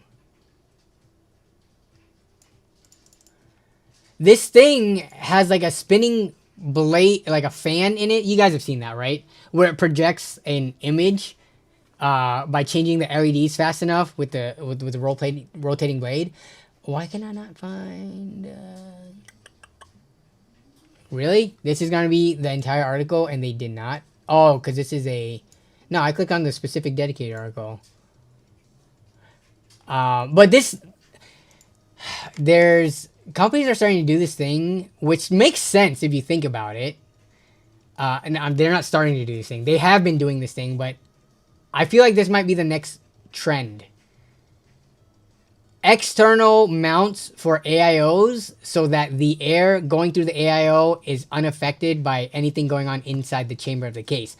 Because when the AIO is inside the case, you have to kind of pick or choose your battles. Do you want the AIO getting fresh air or old warm air that has gone through and touched everything and warmed up?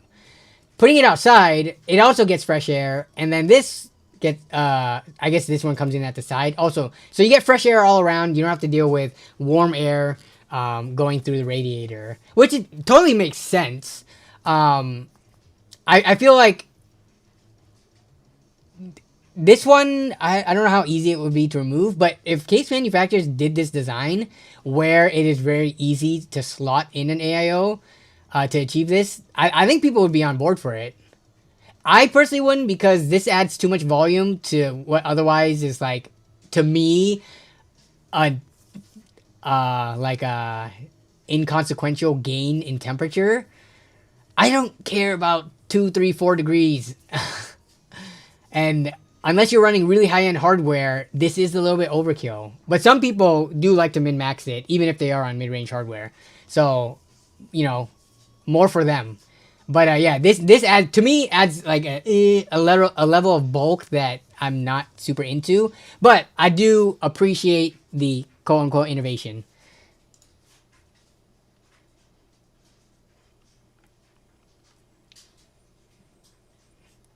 I've actually used that Gigabyte exploding PSU before.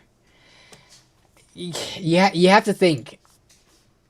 How were they able to replicate the power supply exploding? Most people don't run their power supplies even close to 100%, right? So I forgot what percentage Gamers Nexus had to run it up to for it to like spark fires and fail and stuff like that. But the power supply, it was definitely a legitimate issue and concern to bring up. But I always feel like stuff like this is a little bit overblown, because if it was as big of a problem as, everyone is saying, oh, it's gonna burn your house down. We would have seen a lot more news coverage of actual houses burning down due to a specific gigabyte PSU that would have made waves in headlines and stuff like that. Many people ran those PSUs just fine. Like they must have before that, finding happened. They must have sold like thousands, if not tens of thousands of those PSUs, and many people ran it just fine. But that's not giving Gigabyte an excuse. They shouldn't have crappily designed products and stuff. I think it's just looking at it more realistically. Like when someone says a PSU is bad or crappy, I think most people over exaggerate or like have this idea in their mind that it is gonna literally blow up in their face, and that's not the case most of the time.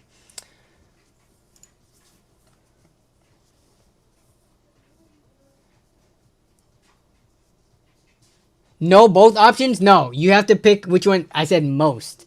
So what do you do most of your personal computing on? If you're split, you can choose laptop to give it a little bit of a fighting chance. Because right now most people are okay. It sounds like people are on desktop, which I would imagine for people who watch PC building content and are knowledgeable about PC building, desktops just cost less. They're more upgradable. They're more repairable. To repair, you just swap out the thing that's broken. With laptops, you're basically paying for half of a new laptop if you have a mainboard problem. So, order an XPS laptop, benchmark it, and then return it. You can do that. I would feel not good about doing that. Even though, like, who cares, right? It's just Amazon or Dell. These are like mega corporations, but still, something don't feel right about doing that.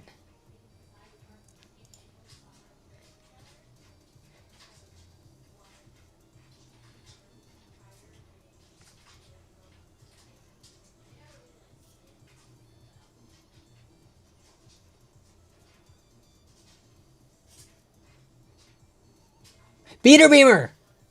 Wait. Someone said your name, so where are you? Peter Beamer, where are you? Wait. I see that people see you. Why can't I see you? Is your name different on here? Peter Beamer.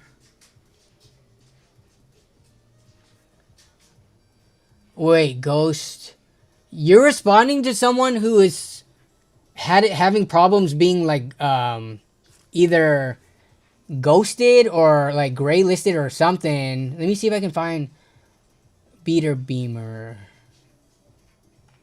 Can anyone else see Peter Beamer's messages? Because I can't. Yeah, what the heck? Also, I told you I was gonna look for your name, but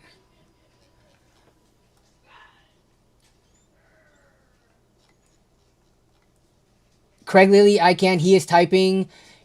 What? Guys, look. Okay, can I want to like not docs. So let me see if I can show.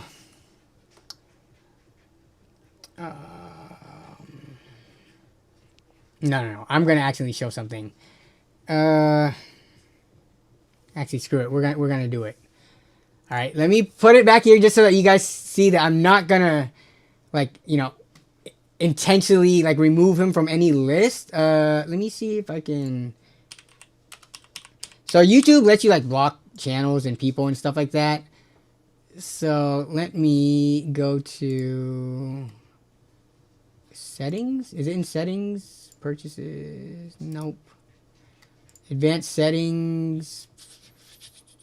Purchases? Nope, not that. Account. Where does it let me block people? YouTube Studio, maybe?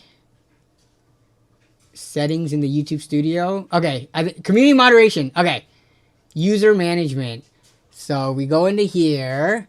We go into user management. You can see like I have the people who I set as my moderators, approved users, hidden users. So hidden users, these are the people that I have blocked for one reason or another from the channel. I don't remember by this point why I did it, but because it doesn't tell you. But here's the list. Like, you are not on this list because I already checked this. But yeah. See, so here's the top to bottom of the list, and I just went through it slowly. So I don't know why you're not showing up in the chat to me, but other people can see you in the chat.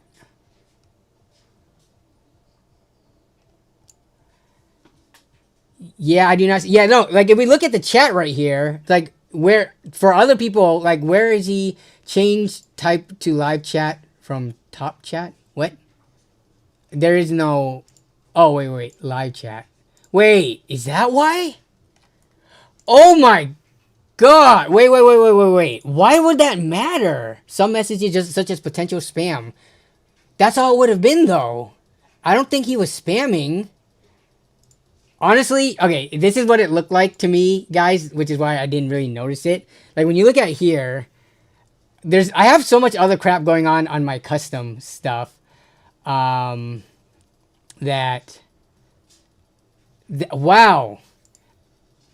Wait, does this window over here? Because I use two different chat. Whoops, don't want to show. So top chat to live chat. That was the default too, guys. But even then, you would think based on the description they give you, some messages, such as potential spam, may not be visible. That's so annoying that they took a normal person and filtered them out. Oh my God. How many people have I missed on chat because of this? Top chat is default. What did they do? They didn't do anything. They're fine. It could be YouTube. If YouTube doesn't like something they said, they take down your comment. And you think it's related to like if they said something on like a different channel potentially too? I'm not saying that Beater Beamer did. But my God, that is what solved it. I feel so stupid right now because that was a very almost like that was like almost like common sense. It seems. But I've literally never had a problem like that. Like, so what happened was Beater Beamer actually emailed me asking about this because they were, you know, they thought they might have done something wrong and I banned them. But I was like, no, I don't even know what the heck is going on. So I was trying to get to the bottom of it. I got on I got on chat with Google support team, which was not useful. And this was a thing for a couple of days where I was trying to solve this. And I can't believe that was the answer. Here's what's going to be annoying. Next week when I stream, if it does not default back to live chat and it goes to top chat again, I don't know if I can remember every single time to change it is the problem. So, Beater Beamer, problem solved. Yeah, we solved it. But I'm going to be very annoyed if it doesn't keep these settings. I'm chill, I swear. No reason to be banned. For some reason, this has been happening with random users. Okay, so it seems like some of you guys are actually aware of this like happening, but my God. Thank you for the people who said to change it to the live chat. If it's on the chat box, yeah. That's so annoying.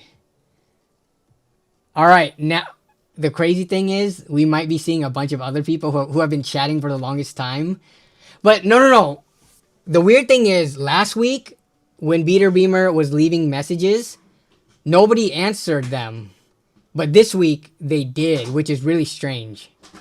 But either way, I think you should be popping up on this thing now. I'm going to end the poll. I didn't realize... Oh, do you guys have to change it too? Is it not just me? Oh, I'm just realizing what you guys are saying now. Was... in your Doback Slap 10 gifted memberships. Thank you. Oh my God, if you guys have to switch to it too, then there's probably a bunch of people who don't switch to it. So any people who are blocked between the two, they're just not going to be seen by like the majority of people. That's annoying. So I'm going to try to do my part to have it as live chat as best as possible. But you still might not be seen by the rest of the community if nobody else switches it. Wow. But Doback Slaps, thank you for the 10 memberships. How you doing, Doback? I had to change it too, yeah. They did because they had live chat enabled and not top chat, yeah. I'm not saying bro is, but getting top chat / shadow ban means spam behavior or mass reported, lol. I mean, the thing is, Beater Beamer has a YouTube channel. They have like, you know, thousands of subscribers and stuff. That's not to say that a person like that can't be rude and annoying or whatever the heck. But I'm going to take them at their word for it. They said they, you know, truly believe they did not do anything wrong. Kind of like how I believe, I truly believe I was wrongly banned on Reddit. Kind of like that, right? So, got my Nobe hoodie already. Came in super fast. Nice. I'm glad it came in fast. Sometimes it's slow. I don't know if you get like a certain size, they have to like restock or something, but thank you for supporting and I appreciate it.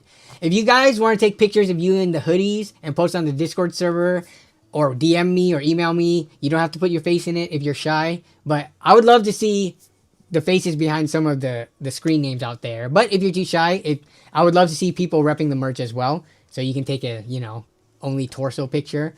But yeah, I appreciate the support though. I mean, I'm shadow banned from a lot of chats for spamming crypto scams. I get it. Oh. No, I'm too ugly, says Chris. Chris, your face is the main focal point of the majority of content you put out. You cannot say that you're too ugly and too shy for that. You are a content creator on the internet, and you are not a voice-only faceless channel. So, okay, so we got that. Pricing and availability, no idea. Okay, what else? Did we look at that rolling monitor?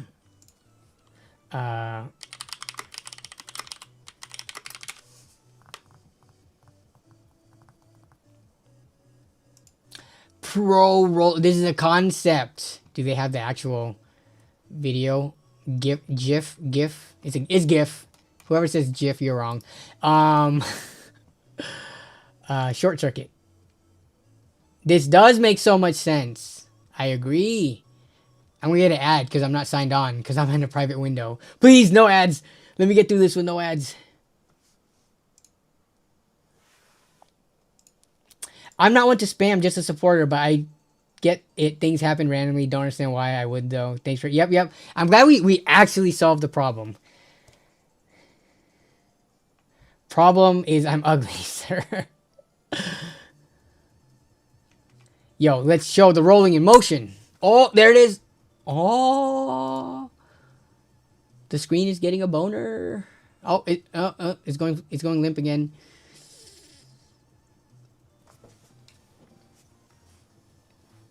Cool, very cool idea. Longevity and durability of it, I question it. They might have answered it during the show, but still, I question moving parts.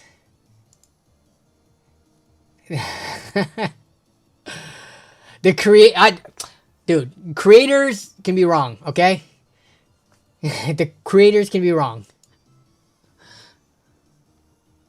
I'm trying to think. By that argument, that means the Ford Mustang Mach-E, even though it's not the creator, it is the company calling it a Mustang, even though it's an electric Mach-E. Because a lot of Ford Mustang fanboys aren't happy with the fact that it looks nothing kind of like a Mustang, except for the taillights, I guess. But people are like, no, that's not a true Mustang. Like, how can you tell the company that is making and selling the car it is not a Mustang? I'm telling just that same energy. I'm telling the creator of GIFs that is pronounced GIF. We had a poll. I think in this community, most people pronounce it with a hard G as well. And I'm just trolling. Obviously, it doesn't matter if you call it GIF like peanut butter or GIF like the way it's supposed to be said. But I would never call it GIF naturally. So if that's a male laptop, where's the female?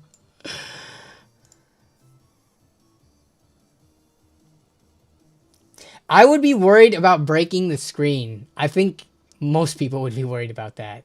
Oh, I guess I could turn on the closed captions. The earliest we could see this thing on the market is 2027. So yeah, still proof of concept, at least a year out, and probably out of our price range. I mean, especially if you're gonna get this thing, like, it's already gonna be premium, even if this thing had integrated graphics, just with that rollable screen. But if you actually want to deck this thing out with specs to game on, with dedicated graphics and decent amount of storage, RAM, etc., is this thing gonna be under $3,000? This is gonna be like the first to market of its type. This is gonna be out of the price range for a vast majority of people. I guess, how much would you guys be willing to pay for mid-range? So we're talking like this thing either packed with a 5060 Ti, or maybe 5070. Like, what would you be willing to pay for a gaming laptop with this feature? The point of a laptop is being portable. You can use external monitors with dockings all the time. Yeah. Under 2K, that's how much you would be willing to pay. I don't foresee this being that cheap, especially with how memory is going. Like, you got 3 components in this potential gaming piece laptop that are going up in price and are expected to be potentially up to a decade. I don't really believe the decade thing, but I don't. Under 2K, that's if someone stole it off the back of a truck and sells it to you on Facebook Marketplace.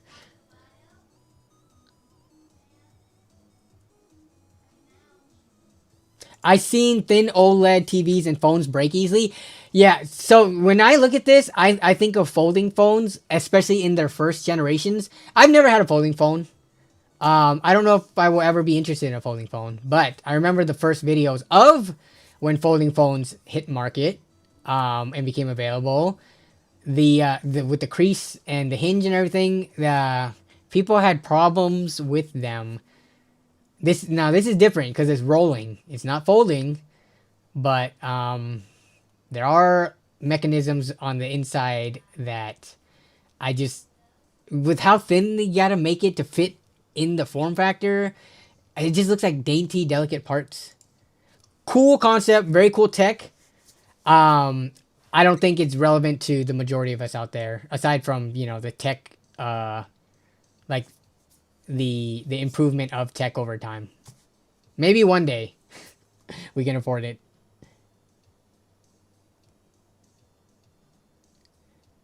Is the merch soft hoodies or like champion style hoodies? I'd say it's an in-between. It's not as soft as like the softest, plushiest hoodies you've seen out there, but it's definitely softer than some of the... Let me see, what brand is this again? Let me see. I need to make it a point to wear my merch every stream, but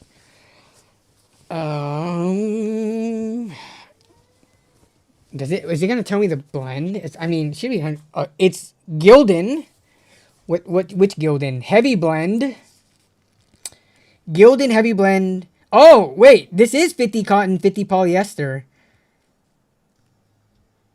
50% cotton, 50%... Oh, this shows up on the green screen. Kind of. Somewhat. It can detect that it's not really me. But yes. Gildan 50 polyester, 50 cotton blend.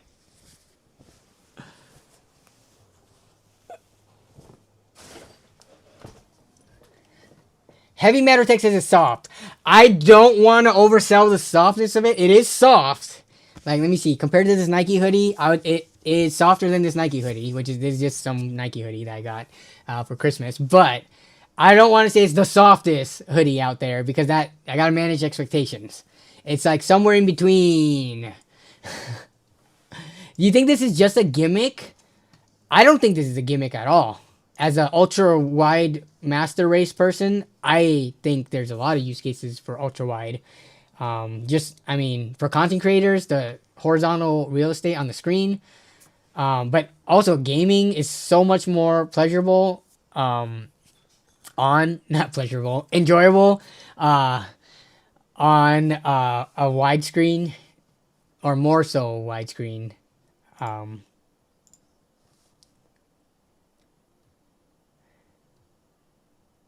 Expanding screen versus better core specs.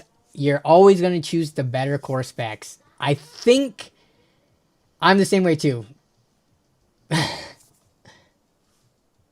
Temu had it right the first time with those cheap attachable secondary displays. Yeah, we played with one of those. Oh, I got one. A company wanted to send over a 3 display. Remember we were talking about that when I was looking at the single monitor extension to add to laptops? A company wanted to send over one that adds 1 on top and 2 on the sides. So I'm going to unbox and play with one of those during one of the streams. They haven't sent it yet, but they reached out. So, but yeah, there's always going to be attachable displays for more screen real estate. But some people really like the seamlessness where it's one continuous screen without any of the bezels breaking it up. So you're looking right now, you want the GPU wars. Do I have any discount codes going on? I might. Let me see. I'll give you guys a discount code right now if you want to buy merch.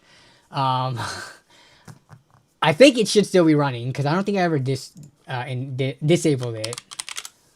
Discount codes. Let me take a look real fast. Danny's hoodies are soft and great, or are great. Soft, comfy, and warm. I'm wearing one. Thank you for the support, Ken. I appreciate you. I appreciate you, Ken. I hope you're enjoying the monitor and that you're deciding to keep everything. Keep all of it.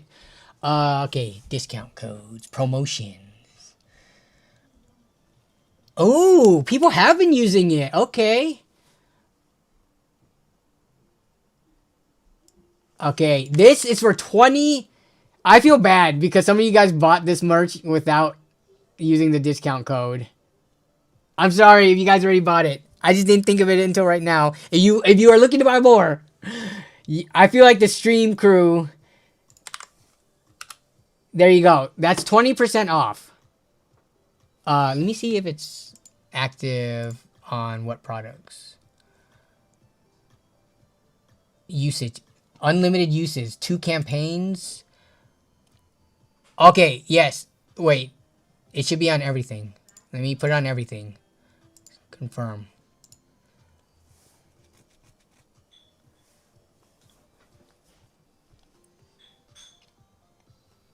Okay, I'm going through and editing all of the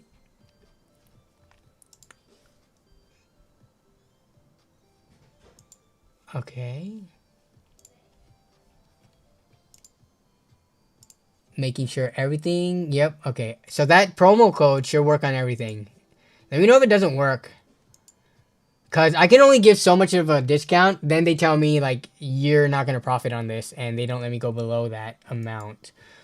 Okay. So there you guys go. Stream fam, you guys get the 20% off discount on the merch. And I'm sorry to anyone who bought before.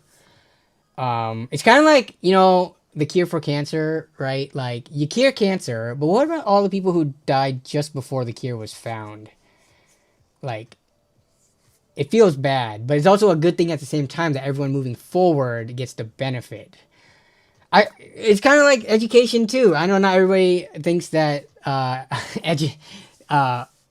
you know, education loans should be forgiven because they had to pay it, but like, it benefits us as a whole if we have smarter people who get good jobs that help forward society, move society forward, than to have people, you know, on the streets doing whatever the heck they could be doing.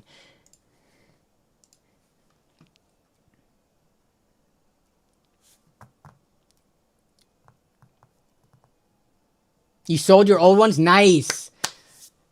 Did you find someone to buy it, Ken? Or did you have to go meet up, like, through Facebook or OfferUp?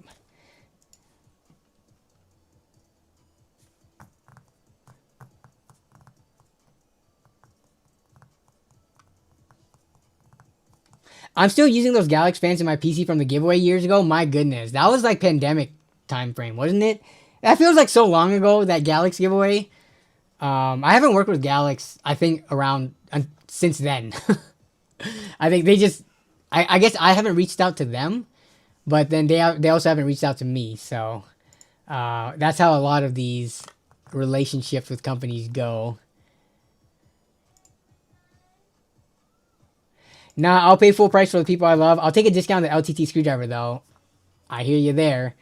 I want to get all the colors, but I don't need more screwdrivers, and it's hard to justify since I already have 2 screwdrivers to pick up more LTT screwdrivers.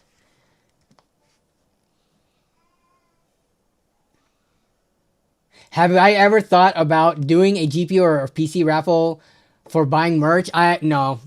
Unfortunately, I do not make nearly as much money through YouTube these days.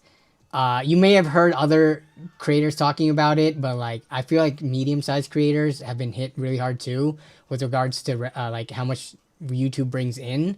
I definitely do not make. That's why I don't really do a ton of giveaways. One, because I don't want people to watch and follow just for giveaways. I've noticed there are some channels that are constantly running giveaways, and when you go into the chats of the streams or like the comments and like stuff like that and posts on social media, it's just like a lot of people asking about the giveaways instead of really interacting with the content. So I don't want to kind of cultivate that kind of viewer base. And when I try to give stuff away, like I have done random giveaways online, like when I work with companies with Jawa where they can help support it. And I also prefer, unfortunately for you guys who are watching, not local to me, like I like being able to do stuff for people in my local community. There's a stronger connection when you're able to help someone who is local to you and meet them in person, as opposed to sending it to some random person online, which I have done, and I will still do them in the future. But it's just not something that I can do nearly as much as like larger channels, if that makes sense. Just ordered your red GPU wars. Nice. Thanks for the support. I appreciate it. Offer up. An older couple came by and got him. Nice. Nice. Teams Wavy. August 4th. Diagnosed with thyroid cancer. Still recovering.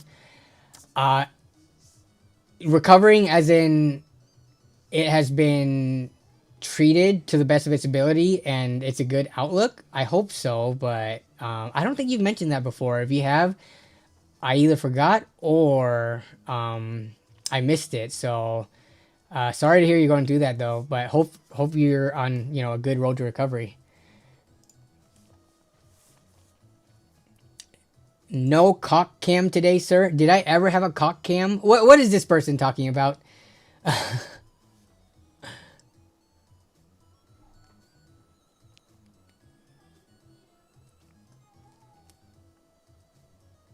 They did remove it. So okay, you're recovering and hopefully it's gone. I don't know the details of it where like even if you remove it, is there any chances of it springing up like spreading, I guess. People begging me to give them a PC. LMA, bro, I could barely afford my PC, says Jason. Yeah. I mean, there are definitely some channels, like, I think of, like, my friend group, there are people, even, like, the Tech Fam, right? Which I think Brett is included in that now. But, like, Brett from UFD Tech is always running free giveaways. If you go to his Twitch stream, his 24/7 stream, like, just by watching and leaving the computer on idle, you gain points to enter those giveaways. Zach, I feel like, is running a giveaway. Yeah, Zach does a similar thing, except he does it with active streams. He does run 24/7 streams, but every as you watch the streams, you gain points to be able to put towards. And it's Twitch only though. No, he doesn't do it on YouTube because YouTube doesn't have the infrastructure to gain points like that.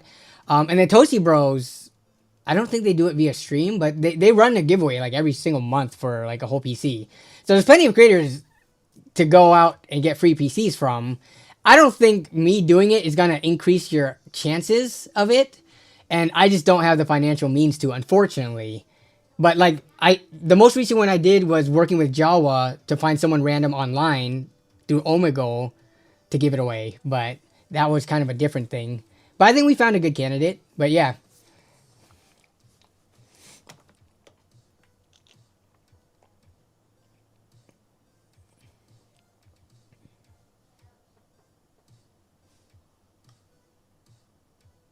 I built my first gaming PC in high school. that I saved up for. It's a luxury. I think that nowadays a I would say like a $300 to $400 PC. I would consider that almost a necessity because of how much everything is online for school. Like to do your homework.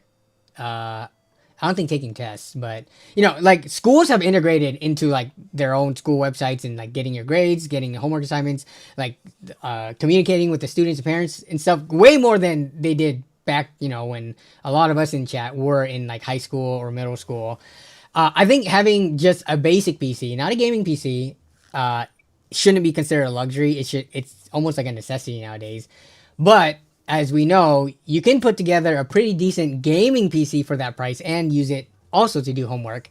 But yeah, like it is way more accessible, I feel now, for someone who doesn't have a regular income to get a working PC that they can play games on than it would have been, we're talking 20 years ago when I was in high school to do the same thing. Like I had no chance of getting that. With how much it would have cost, and because back then the secondary market, we didn't have Reddit hardware swap. It was much more limited. Things on eBay, it wasn't as eBay was not as thriving as it is now.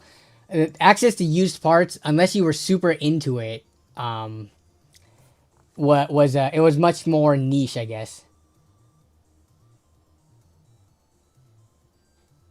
It definitely is. I didn't have a gaming PC till I was 20. Yeah. I mean, I got lucky. My mom just bought us a pre-built from Costco for schoolwork that just happened to have, I think it was a 64 megabyte NVIDIA GeForce MX 400 series card in it. And then that allowed it to play games more so than integrated graphics at the time did. So I was lucky that my mom, we just, picked a PC that happened to work for basic gaming. Colossal Crow, I'll take a free PC as my order, thank you. LTC said it best. You think you're going to make one person a happy winner, but in reality you make a million. Oh, I actually did not hear this, but this quote totally makes sense. Yeah, see, for me, like, I think doing a giveaway in my local area, and if I make a video out of it, even though it's like, oh, you only make this content to get or to make money out of it. No, if you think that, I'm sorry, then I'm just going to say you're dumb. But whenever I make content where I'm giving away a PC or helping someone in my local area, like everybody wins in that, right? I win because I feel fulfilled. I help somebody out. I get content. If I have a sponsor, they get, whatever, they're in the video sponsor. The channel benefits from it. The person I helped in person benefits from it. And then the viewers get a video to watch. If I do a random giveaway online, like that provides no value to people who are there to also watch videos, if that makes sense, right? And to me, it's just not fulfilling to give a PC to a random name, which is why in a lot of my giveaways, I have done face-to-face video calls with the person, because at least it's nice to put a face behind the name that won the PC to make sure it's not just some rando trying to sell it after winning the giveaway. But that's just to say, I think this, yeah, I think this totally makes sense, and I need to remember this as the explanation to people as to why I don't do nearly as many giveaways as other creators, because to be fair, your guys' chances of winning is like less than 1%. It's not as bad as the lotto, but it's closer to the lotto than to actually winning.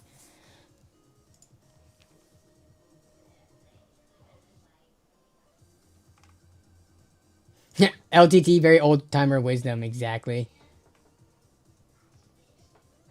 Wait, Chris said something. Jason Whitmer YouTube won a PC from EVGA event years ago, and to my surprise, so many people got at me via every social possible and email begging me to let them have the PC we won. What the heck? Wow, I don't think you've ever told me that, Chris. Okay, so we do have some content creators in the chat right now. We got Chris, we got Jason, we got Matt Miller. I'm curious to you guys. Do you guys enter giveaways for like graphics cards, PCs, and stuff like that? So the content creators out there, do you guys enter them? I do from time to time. I don't know why. Just like I said to you guys, the chances of winning are like literally like a fraction of a percent. But I always thought if I won a giveaway from, let's say, MSI puts out this giveaway for this Lightning, what's it called, RTX 5090. Not only am I gonna get emails, not about asking for it, but am I gonna get emails saying, "What the heck, dude? You're a content creator. Why are you taking away the opportunity from somebody else who could have won this?" I'm like, bro, I'm not sure if you guys realize, like, not all content creators are millionaires. Like, if I got a free graphics card, that is, like, pretty beneficial to me. The amount of money graphics cards cost is not inconsequential to me. I have so many other expenses in life now that I have kids that, like, the priorities have changed. If I was a millionaire, then sure, whatever. I should not be entering giveaways. But winning a graphics card, not even a 5090, even if I won like a 5070 Ti or something, right? That $750 to me is like 2 months worth of baby formula, or like, you know, medical payments for whatever the heck we have to take our girls to doctor's visits. And it's just like, people have this weird warped reality that anyone who makes content on YouTube just has a lot of money, I guess. All right, let's see what you guys say. I do at conventions with my wife for fun, but online, nah. I don't want publicity to publicly win anything, even though I'm super small and I'll get hate. That's exactly what I think, yeah. And that was in 2017. J2 Sense built a PC, but also we did not have a good hardware. I was still on Ivy Bridge and Wayne. Yeah. So, like, I don't think people realize what some of us use, even as content creators. I never enter giveaways, lol. Matt Miller's better than the rest of us, guys. He doesn't want to take away the chances from winning. Though that might not be the reason. I would assume, Matt, you probably don't enter them because the chances of winning is basically zero. But we'll just say you are better than us. And by the way, Jason has had a record of winning a lot of stuff at conventions. But, I mean, it kind of makes sense because the chances of winning at a convention like PAX or LTX is you're only competing against like maybe a few hundred, if not 1,000 people, as opposed to tens of thousands, if not hundreds of thousands of people. You mean you aren't a billionaire YouTuber? Oh man, unsubbed. Oh, dang it. I lost another good one. It's really fun to win something in person as part of a crowd. It is. I have never won anything, but my friend has. And it wasn't a PC. Well, I mean, I'm not counting you, Jason, because you're not my friend. But my other, Martin won something at a thing once. But I like entering giveaways in general to share the wealth, so to speak. Upgrade. Yes. If you can upgrade your own PC, you can hand off whatever you just upgraded to other people. And you know for sure you're not going to sell it, right? As opposed to, how many of these giveaway winners just end up selling what they win? We'll never know.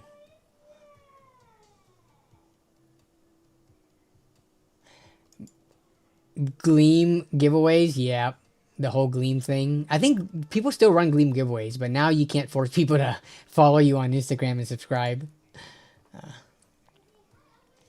And here I thought your last name was Kardashian, lol. Look, I would be willing to divorce Melissa, marry a Kardashian, no prenup, divorce, get half of it, and then come back to Melissa. She might be on board with that too. I don't know. We'll see. I gotta run that by her. I won a couple of New Egg Shuffles. That does not count. Winning an opportunity to buy something does not count.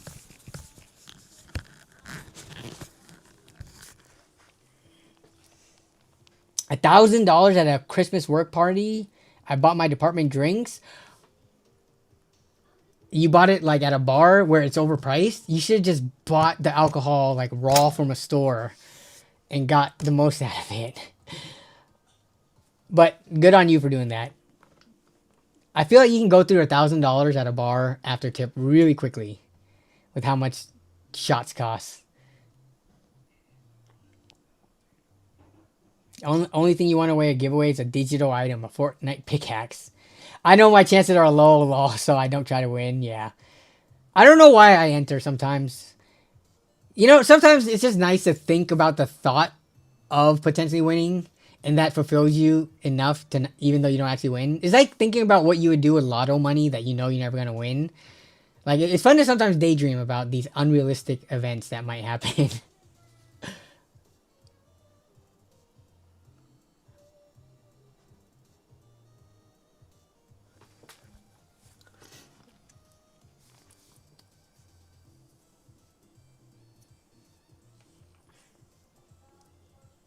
I just buy myself asking for handouts and expecting free stuff. Have no self respect and are not men, in your opinion. I think entering giveaways doesn't fall under that category, but yes, there is a certain thing about constantly asking for or begging people to give you a free PC, which as content creators we see a lot. Though I will say, I think most of the time it is children. You would imagine that mostly it's kids that are asking for free PCs. Um,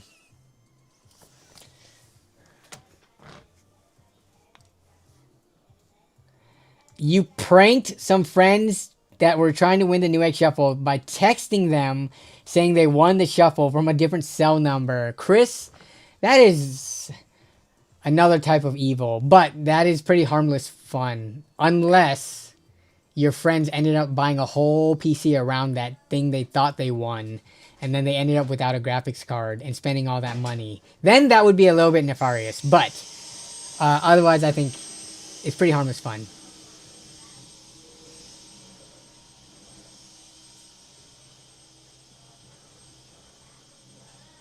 Yeah, kids whose parents who understandably don't want to blow like $200 to $500 in one go. Yeah, I don't know. Like, I feel like, I mean, my girls aren't that age yet, but once they are old enough to start asking for things that are very expensive, it depends on what it is, right? Gaming PC, sure, I will help them out with that. For like designer clothes, purses, stupid. To me, that's stupid. Like, there's no value in those things. Um, and I do not want my girls to flaunt wealth. So yeah, no.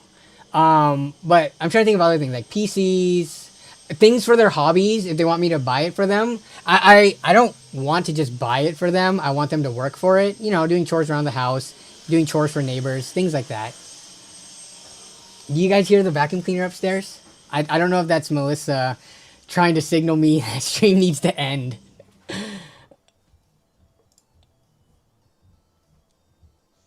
Yeah, okay, you guys do hear it. I think that's her. Maybe signaling that I've gone over the 2 hour mark. Um, Amen. Them girls being raised right. I have a 4-year-old playing Minecraft with me on my Steam Deck. That is a lucky 4-year-old. Well, no, I told them what's happening 10 minutes later. I'm not that crazy. Yeah. Yes, ZTT. Yeah, I'm telling you, if you guys want to win free PC, ZTT, UFD Tech, Toasty Bros, and a number of other creators in the space, I think are always running a free PC giveaway. Those ones I know you can trust. I've seen like really small creators claim they're doing giveaways, and to me the numbers don't make sense unless they're just rich or they're really investing. Though I don't think investing in giving away free PCs for followers is a really good idea, because you're gonna gain the wrong kind of followers. But I've seen people claim they're doing like free giveaways, and they're like creators that don't really pull many views and have like under 10,000 subs, and they're running like monthly PC giveaways. Maybe they're doing it out of the kindness of their heart and with like their day job money, but I don't look too far into it usually, but like I don't know if they ever post proof or if they end up giving it just to friends and saying that was the giveaway. And like, to me sometimes these people claiming they're doing giveaways, the numbers don't add up. But I can say confidently that like UFD Tech, ZTT, and Toasty Bros, off the top of my head, those are the channels that legitimately run giveaways. Kyle is still waiting for you to give him a PC in exchange for kindness content. Maybe when the next one that comes up that is in the ballpark for his performance, maybe. I don't know, man. What's the sympathy angle we can run with Kyle here, though? Some are definitely doing the fake giveaways where it's a friend. That's what I'm thinking, but oh crap! I shouldn't have said that. I could have done that with Kyle. Oh no! Now people are gonna know. Beater Beamer does giveaway car parts on. So you do giveaways, and you are a smaller channel. I'm not calling you specifically out because I've never seen your content to know that you do giveaways. But in the PC space, especially since it's a bunch of children wanting free PC stuff, it is very rampant. Can you guys rate my setup? All right, last thing we're going to do is rate Teams Wavy Motorsports setup. Where's it at? Did you post it in the... Did you post it in the build setups and showcase? Are we in here anywhere? You're not? Which person are you in here? Jen?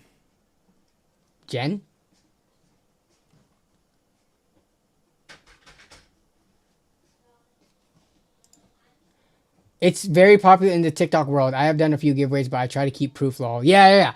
Like, straight up, the DMs, the receipts from shipping it out.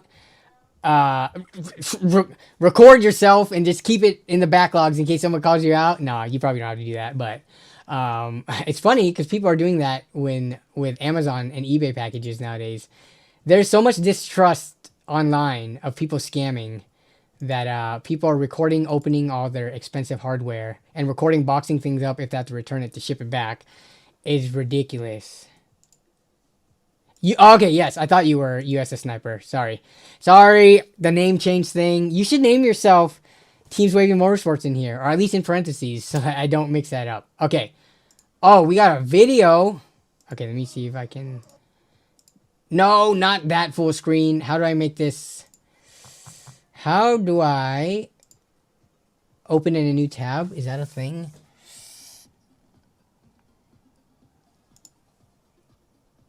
I can download it. Okay, and then I can drop it into the browser, I think, if it downloads quick enough. You didn't give any details. It was just a video. We need the specs. Uh-oh. File Explorer lagging. What the heck? I hate Windows File Explorer. It is so slow. I know there are settings you can change to make it faster. But I feels like every month it's slow again, and I gotta find this new thing that's a trick to make File Explorer work faster. I need to use like a third-party File Explorer. I just don't know. Do any of you out there use a third-party File Explorer equivalent? Because the Windows one be slow as heck sometimes. All right, here we go. Now we can. Can I not make it full screen, but instead make it like take up more? Here we go. All right, we got a Ravens fan here. Oh, I gotta slow it down. Okay, so we got this, which looks like hooked up maybe to the laptop on this screen. We got a vertical monitor by itself on this arm coming over to the build itself, and then those monitors, they feel monitors on each side of the PC. You don't see that often. I don't think I've ever run a monitor setup like that. Interesting. Let's see the specs. Where is it? We need the deets. We need the deets, man.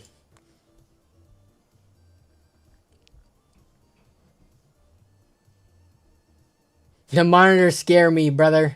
What up, Observer of Thoughts? We're actually about to wrap up stream here. But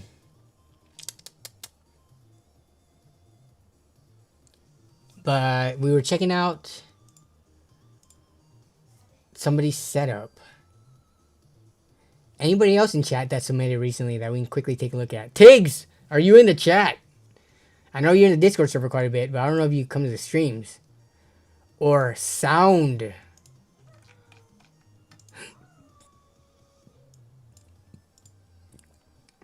Pretty clean pink / purplish build. FileZilla for heavy workloads. A lot of people hate it. FileZilla.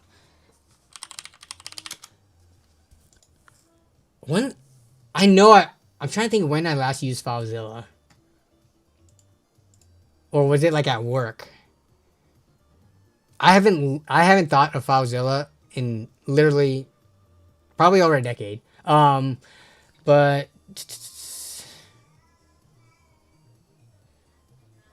is this the only suggestion I'm getting from the chat? Is everyone else just happy? I guess some people might not even be using Windows.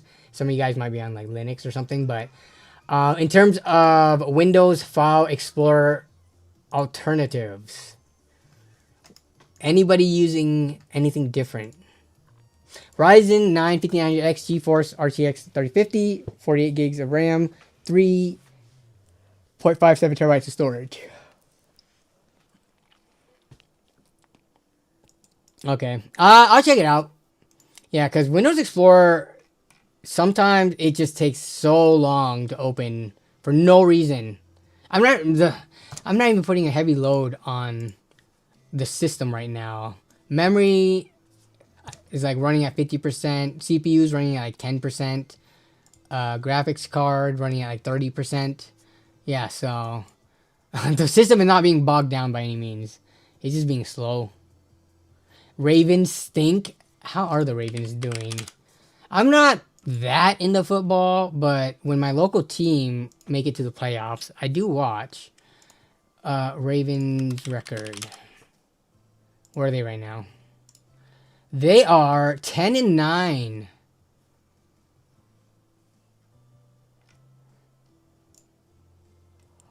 You know what'd be crazy?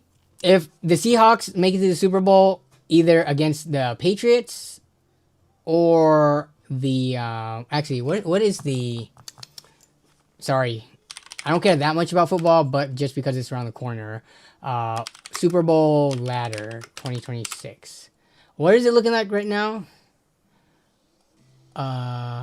Okay, yeah, can we have any repeats? Yes, we can. So the Seahawks has the potential to face all of their previous Super Bowl opponents. Even though we already faced the Patriots twice.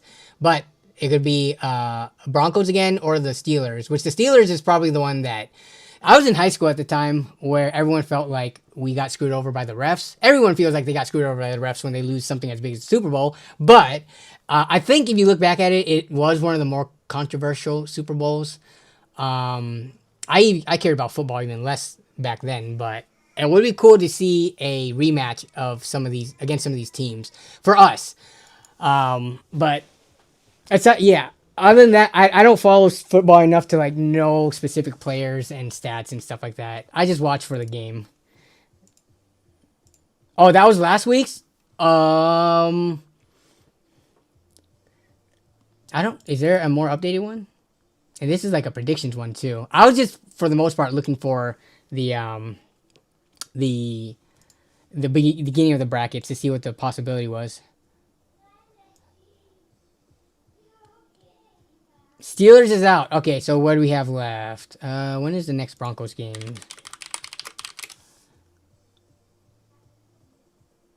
Saturday. Okay. Next Patriots game. Seahawks is also on Saturday. Patriots is on Sunday. Okay, so this weekend. We'll see who advances. I'm a Steelers fan. Just had to give the Ravens fan tab. I use Windows, but got deleted Copilot. I used Copilot. I've messed around with it very briefly. There are ways that it can be useful, especially if you wanted to like look through some of your stuff, your directories, your files. But beyond that, I mean, anything else it could be used for. I feel like you can just use any of the other language models. I wish you could completely delete Edge. Is there like no, like has someone not come up with a workaround for that? I'm actually surprised if it's that ingrained that people who hate it that much have not figured out a way to remove it.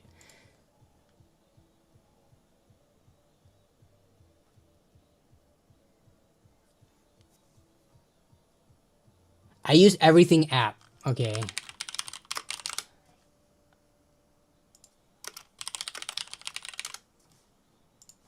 Everything is a file name. Okay.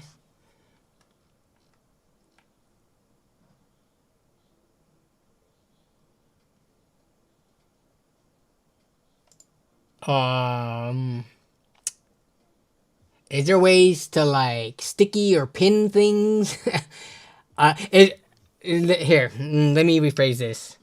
File explorers that look like Windows Explorer, except it's better. I mean, this might be able to do that, but this image that I'm seeing looks like it might be, like in terms of being able to navigate it, it looks like it might be basic, but not in like a super bad way if that's how you operate. But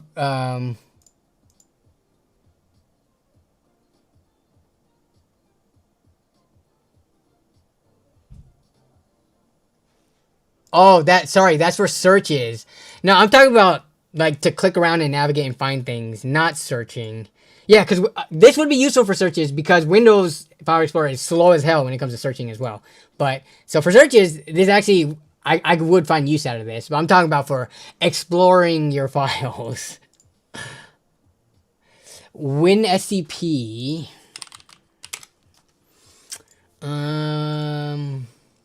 Okay. Yeah, where you can get like a tree and stuff like that. Okay. This is like in the right direction. I haven't lived in Washington for years, but I still have the Hawks as my team. I'm surprised we did as good as we did this season. The Hawks, any Hawks fan would know in recent years, it's kind of been a disappointment. We never really have like a losing record, but it's just like, it just seemed like we were, for the last few years, a pretty average team. And coming from, a decade ago where we were doing really good, that's the weird thing. So I'm not a huge sports fan and stuff. I just follow my local teams and stuff like that. But I feel for the people. Like the NFL season feels so long. It's 1 year until you get your next chance at something. But for some organizations, they're in like the rebuilding or they lose players and all that kind of stuff. The rebuilding process could take multiple years. Like to be a fan through like 5, 6, 8 years, decade of just constant losing records or just not making it to playoffs even. That is crazy to me.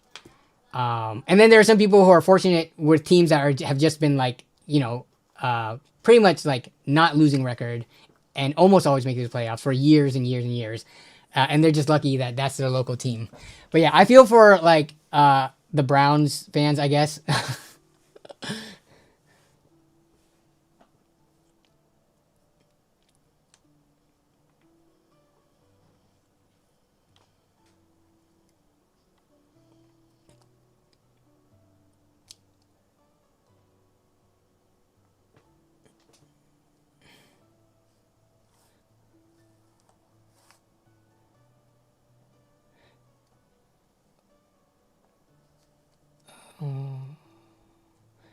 There is a way to uninstall Edge. I know I did a while ago, but forget how. Just Google it. Easy Edge block. Okay. All my apps use Edge to open up links. It's very annoying. All my apps use Edge to open up links.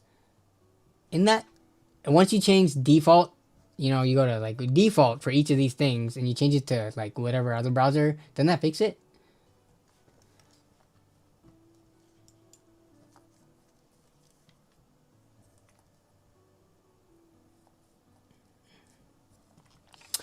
All right, y'all. We are 2 hours and 40 minutes in the stream, so I gotta head out.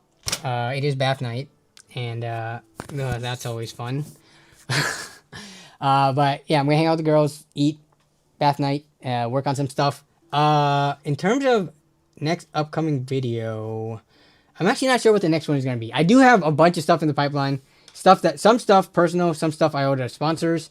I don't know which one is actually gonna come next, but I have a bunch of shorts, repurposed shorts and stuff coming, as well as you can always find me in the Discord server. I pop my head in there from time to time, but for the most part, I want it to be just a community of people like from here and just who watch the channel that could also, converse amongst yourselves, even if I'm not always there. So, thanks for a chill stream, you guys. I hope you have a great rest of your evening or day, wherever you're from, and a great rest of your week and weekend coming up. And yeah, I will see you next time.